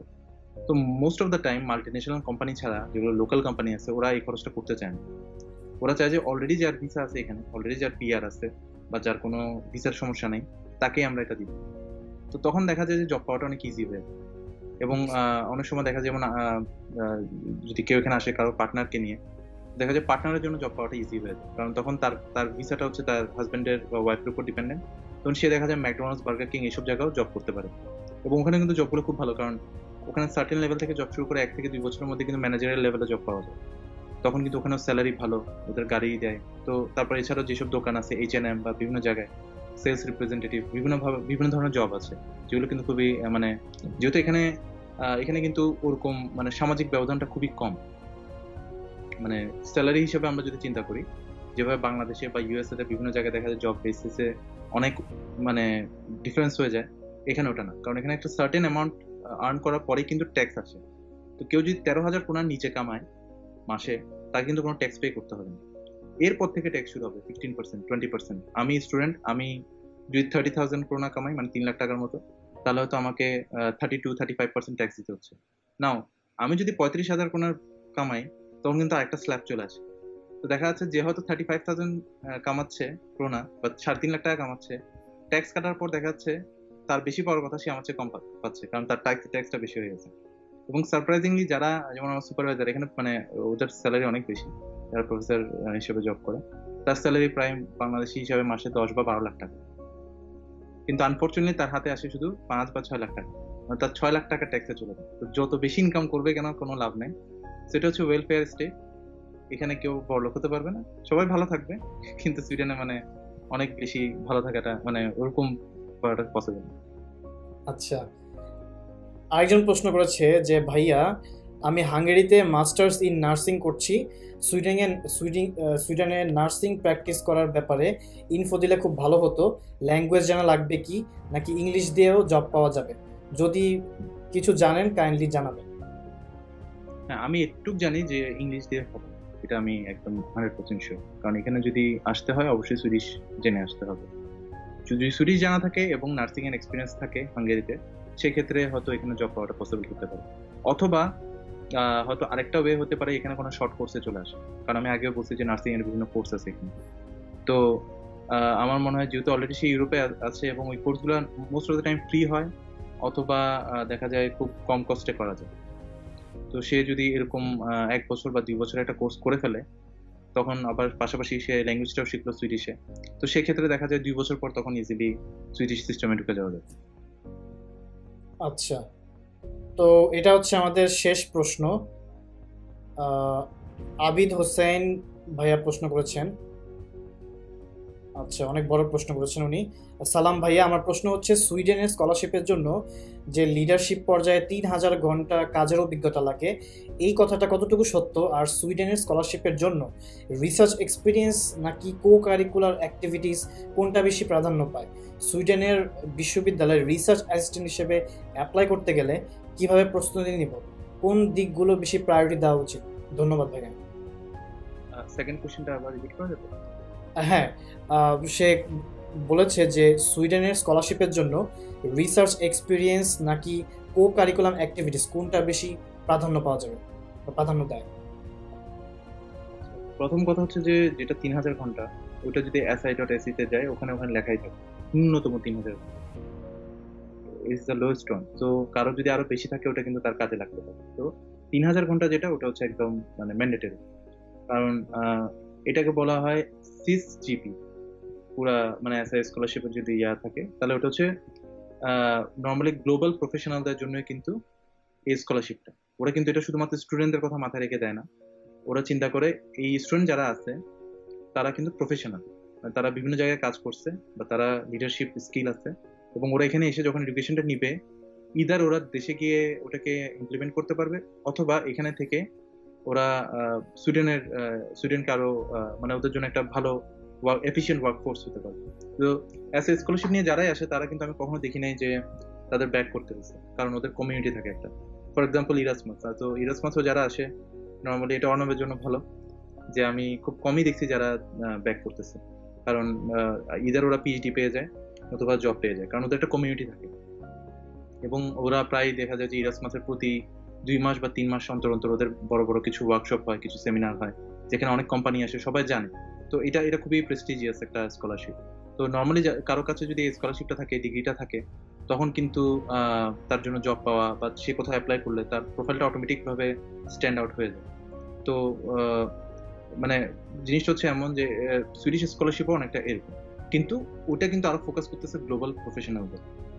So আমি বলবো যে কেউ যদি ইরাসমাস করে আসে এবং কেউ যদি এসআই স্কলারশিপ করে, জবের জন্য অ্যাপ্লাই করলে অ্যাটলিস্ট ইন সুইডেন হয়তো এসআই বেশি প্রাধান্য পাবে, কারণ অলরেডি ওরা মানে প্রফেশন হিসাবে ট্রিট করে ওরা ওইভাবে আসতেছে, 3,000 ঘন্টার ওই বেঞ্চমার্কটা ওরা ফলো করতেছে, এবং পাশাপাশি ওদের কোর্সগুলো বা যেখানে এসআই স্কলারশিপ থাকে ওটাও দেখা যায় যে ওদের যে রিসার্চটা থাকে ওগুলো কোম্পানি কিন্তু ফান্ডেড হয়। ওরা শেষ সেমিস্টারটা কিন্তু ওরা কোম্পানির সাথেই করেন মোস্ট অফ দ্য টাইম। তো ওরা দেখা যায় যে এই কোম্পানির সাথে রিসার্চটা করলো, পরবর্তীতে ওখানেই তারা জব পেয়ে গেল। তো সেক্ষেত্রে আমি বলবো যে এটা এটা এটা এটা সত্য কথা, 3,000 ঘন্টা কাজ করতেই হয়, এটা ওখানে লেখাই আছে, ওখানে গেলে বোঝা যাবে। দ্বিতীয় যেটা হচ্ছে কো কারিকুলার অ্যাক্টিভিটিস, যে কথাটা আসতেছে। তো কো কারিকুলার অ্যাক্টিভিটিসটা যদি মাস্টার্স এর জন্য অ্যাপ্লাই করা হয় অ্যাজ আ স্কলারশিপের জন্য, সেক্ষেত্রে সেটা যদি লিডারশিপ বা ওই ওই বা ভলেন্টারি কাজের মধ্যে পড়ে, তাহলে সেটা কিন্তু আওয়ার হিসাবে কাউন্ট করা যায়। বাট পিএইচডির জন্য ওটার ভ্যালুয়েশন থাকবে না। পিএইচডির জন্য মেইন ইম্পর্টেন্ট ফ্যাক্টর হচ্ছে রিসার্চে ভালো হতে হবে। প্রথমত হচ্ছে যে কমিউনিকেশন স্কিল ভালো হতে হবে ইংলিশে, যেহেতু এটা খুবই ইম্পর্টেন্ট। বিশেষ করে আমাদের বাংলাদেশি স্টুডেন্টদের জন্য দেখা যায় যে আইএলটিএসটা কাইন্ড অফ ম্যান্ডেটরি। যদিও পিএইচডি পজিশনের জন্য কিন্তু আইএলটিএস নর্মালি অনেক জায়গায় চায় না, কারণ ওরা ধরে নেয় যে মাস্টার্স লেভেলে কারো যদি পাবলিকেশন থাকে বা রিসার্চ পেপার লিখতে পারে, তো সে মোটামুটি একটা তার ক্যাপাবিলিটি আছে, ইংলিশের উপর একটা দখল আছে। কিন্তু স্টিল বাংলাদেশি বা এশিয়ান স্টুডেন্টদের জন্য ওরা একটা বেঞ্চমার্ক দিয়ে দেয় যে 6.5 বা 7 আইএলটিএস থাকতে হবে, যেটা দিয়ে ওদের কমিউনিকেশন স্কিল, ওরা ইংলিশে পেপার লিখতে পারবে, ওই ক্যাপাবিলিটি থাকবে। আর দ্বিতীয়ত হচ্ছে ওদের রিসার্চ স্কিল থাকতে হবে, ওদের কিছু পাবলিকেশন থাকতে হবে। তো পিএইচডির জন্য অ্যাপ্লাই করলে ইটস ভেরি ইম্পর্টেন্ট। শুধু পিএইচডি না, আমি বলবো মাস্টার্সের জন্য, মানে যদি এসআই স্কলারশিপও অ্যাপ্লাই করতে হয়, মেবি ওখানে 3,000 ঘন্টা ওই ওই ওই ব্যাপারটা আছে, কিন্তু স্টিল ওটা ওখানেও রিসার্চ করতে হয়। তো কারো যদি 3,000 ঘন্টা ওটা থাকে এবং পাশাপাশি তার কিছু পাবলিকেশন থাকে, অবভিয়াসলি সে ওখানের মধ্যে মানে ওর চান্সেস বেড়ে যাবে। কারণ আমাদের মনে রাখতে হবে যে এসআই স্কলারশিপে খুব কম সংখ্যক স্টুডেন্ট, 300-400 পুরো ওয়ার্ল্ড থেকে। তো দেখা যায় বাংলাদেশ থেকে খুব বেশি হলে প্রতি বছর, অনেক বছর কমও হয়, গত বছর সম্ভবত 5 জন পেয়েছিল। তো এরকম 20 জন 30 জন পায় বিভিন্ন ডোমেনে। So it's very tough. ইরাসমাসের মতো, ইরাসমাসও খুব টাফ। তো তো এই কারণে এই ধরনের মাস্টার্সে করতে আসলে ওখানেও রিসার্চটা খুব ইম্পর্টেন্ট। বাট পিএইচডির জন্য আমার মনে হয় এটা খুবই ইম্পর্টেন্ট যে ইয়াটা থাকতে হবে, রিসার্চ স্কিলটা থাকতে হবে। এবং রিসার্চ ইঞ্জিনিয়ার, সম্ভবত থার্ড কোশ্চেনটা ছিল রিসার্চ ইঞ্জিনিয়ারিং। এটা সুইডেনের বিশ্ববিদ্যালয়ে রিসার্চ অ্যাসিস্ট্যান্ট হিসেবে অ্যাপ্লাই করতে গেলে কিভাবে প্রস্তুতি নেব আর কোন দিকটাতে প্রায়োরিটি দেব আমরা? আচ্ছা, তো রিসার্চ ইঞ্জিনিয়ার আসলে এখানে ওভাবে থাকে না। নর্মালি যেটা হয় যে ওদের পিএইচডি থাকে, পোস্ট ডক থাকে। তো রিসার্চ ইঞ্জিনিয়ার যেটা হয়, ওরা নর্মালি যে কোনো পিএইচডি স্টুডেন্ট যখন আসে ওদেরকে রিসার্চ ইঞ্জিনিয়ার হিসেবে ট্রিট করে, কারণ পিএইচডি যখন কন্ট্রাক্টটা দেয় নর্মালি ওটা 5 বছরের। তো ওরা যাচাই বাছাই ছাড়া কাউকে 5 বছর দিতে চায় না। তো নর্মালি করে কি প্রথম 6 মাস রিসার্চ ইঞ্জিনিয়ার হিসেবে ওদেরকে ট্রিট করে। 6 মাসে ওর প্রোগ্রেস দেখার পর দেন ওর কন্ট্রাক্টটা রিনিউ হয় এবং ওটাকে ডক্টরেট হিসেবে, স্টুডেন্ট হিসেবে ওরা কাউন্ট করে। এবং দ্বিতীয়ত রিসার্চ ইঞ্জিনিয়ার তারা হতে পারবে যাদের অলরেডি পিএইচডি কমপ্লিট, বা অনেক সময় দেখা যায় যে আমরা হয়তো 5 বছরে আমরা পিএইচডি কমপ্লিট করতে পারতাম না। ফর এক্সাম্পল আমার জন্য, আমি যদি 5 বছরের মধ্যে পিএইচডি কমপ্লিট করতে না পারি, দ্যাট মিনস আমার পিএইচডি যে ফান্ডিংটা ছিল ওটা চলে গেছে। আরো স্পেসিফিক্যালি বললে আসলে 4 বছরের ফান্ডিং থাকে, প্রত্যেকটা পিএইচডি প্রোগ্রামে 4 বছরের ফান্ডিং। তো 4 বছর হচ্ছে রিসার্চ ফান্ডিং। আর 1 বছর, যেটা 5 বছর আমি বলতেছি, ওটা হচ্ছে টিএ হিসেবে কাজ করা। আমি যদি ল্যাব নেই, এখানে টিচারের সাথে কাজ করি, মানে ওদের ল্যাব থেকে শুরু করে খাতা কাটা এইসব কাজ যদি আমি করি, তাহলে 1 বছর বাড়তি পাওয়া যায়। এবং ওটারও একটা আওয়ার আছে, 380 ঘন্টা আমাকে কিন্তু ল্যাব নিতে হবে বা এই ধরনের কাজে যুক্ত থাকতে হবে। অনলি দেন 5 ইয়ার্স হবে। স্টিল অনেক সময় হয় যে 5 বছরে অনেকে শেষ করতে পারে না। তখন যেহেতু তার পিএইচডি ফান্ডিং শেষ, তখন তাকে আবার রিসার্চ ইঞ্জিনিয়ার পজিশন অফার করা। অলদো তার রিকোয়ারমেন্ট ফুলফিল করার পর সে পিএইচডি ডিগ্রি পাবে, but the period he will work after 5 years, that will be counted as a research engineer. তো তাকে, এবং সেক্ষেত্রে অবভিয়াসলি মানে রিসার্চ ইঞ্জিনিয়ার পজিশন এভাবে পাওয়া যায় না। এবং রিসার্চ ইঞ্জিনিয়ার পজিশন মানে হচ্ছে পিএইচডি পজিশন। কোথাও যদি জবে দেখা থাকে যে research engineer, then it's kind of a PhD position, or the person should have a PhD degree for applying in this post, something like that. মুনরাদ ভাই, আপনাকে অসংখ্য ধন্যবাদ, একটা খুবই ইনফরমেটিভ একটা আলোচনা উপহার দিলেন। তো আমি অনেক কিছু জানলাম ব্যক্তিগতভাবে, আমাদের দর্শকরাও অনেক উপকৃত হবে আশা করি, স্পেশালি যারা সুইডেনে অ্যাপ্লিকেশন করতে চায় বা ওয়ার্ক পারমিট বা পিএইচডিতে আসতে চায় বা মাস্টার্সে আসতে চায়, তাদের জন্য খুবই ইনফরমেটিভ একটা আলোচনা হবে। তো ভিউয়ার্স, এই ছিল আজকের আমাদের সুইডেন সম্পর্কে তো আলোচনা। তো মুনরাদ ভাইকে অসংখ্য ধন্যবাদ। তো আপনারা যারা এই লাইভ প্রোগ্রামটা দেখেছেন আপনাদেরকে অসংখ্য ধন্যবাদ। এবং আমাদের এই এই ভিডিওটা যেই রেকর্ডিংটা এই গ্রুপেই থাকবে, আপনারা চাইলে এটা শেয়ার করতে পারেন বা বন্ধুদের কাছে শেয়ার করতে পারেন, তারা যাতে এই তথ্যগুলো জানতে পারে। এবং যারা যারা মিস করেছেন এই লাইভ প্রোগ্রামটা তারা আবার শুরু থেকে দেখতে পারবেন, সেখানে কোয়েশ্চেন ওয়াইজ আমরা সব কিছু আলোচনা করেছি, আশা করি আপনারা বুঝতে পারবেন। সো ভিউয়ার্স, এই ছিল আজকের লাইভ প্রোগ্রাম। আপনাদের সাথে নেক্সট কোনো লাইভ প্রোগ্রামে অথবা নেক্সট কোনো ভিডিওতে দেখা হচ্ছে ইনশাআল্লাহ। ভিডিওটি ভালো লাগলে অবশ্যই লাইক দিবেন, শেয়ার করবেন এবং আপনাদের যদি কোনো প্রকার প্রশ্ন অথবা মতামত থেকে থাকে তাহলে অবশ্যই আমাদেরকে কমেন্ট বক্সে জানাবেন। আমরা চেষ্টা করব আপনাদেরকে 24 ঘন্টার মধ্যে রিপ্লাই দেওয়ার। আপনাদের সাথে নেক্সট টিউটোরিয়ালে দেখা হচ্ছে ইনশাআল্লাহ।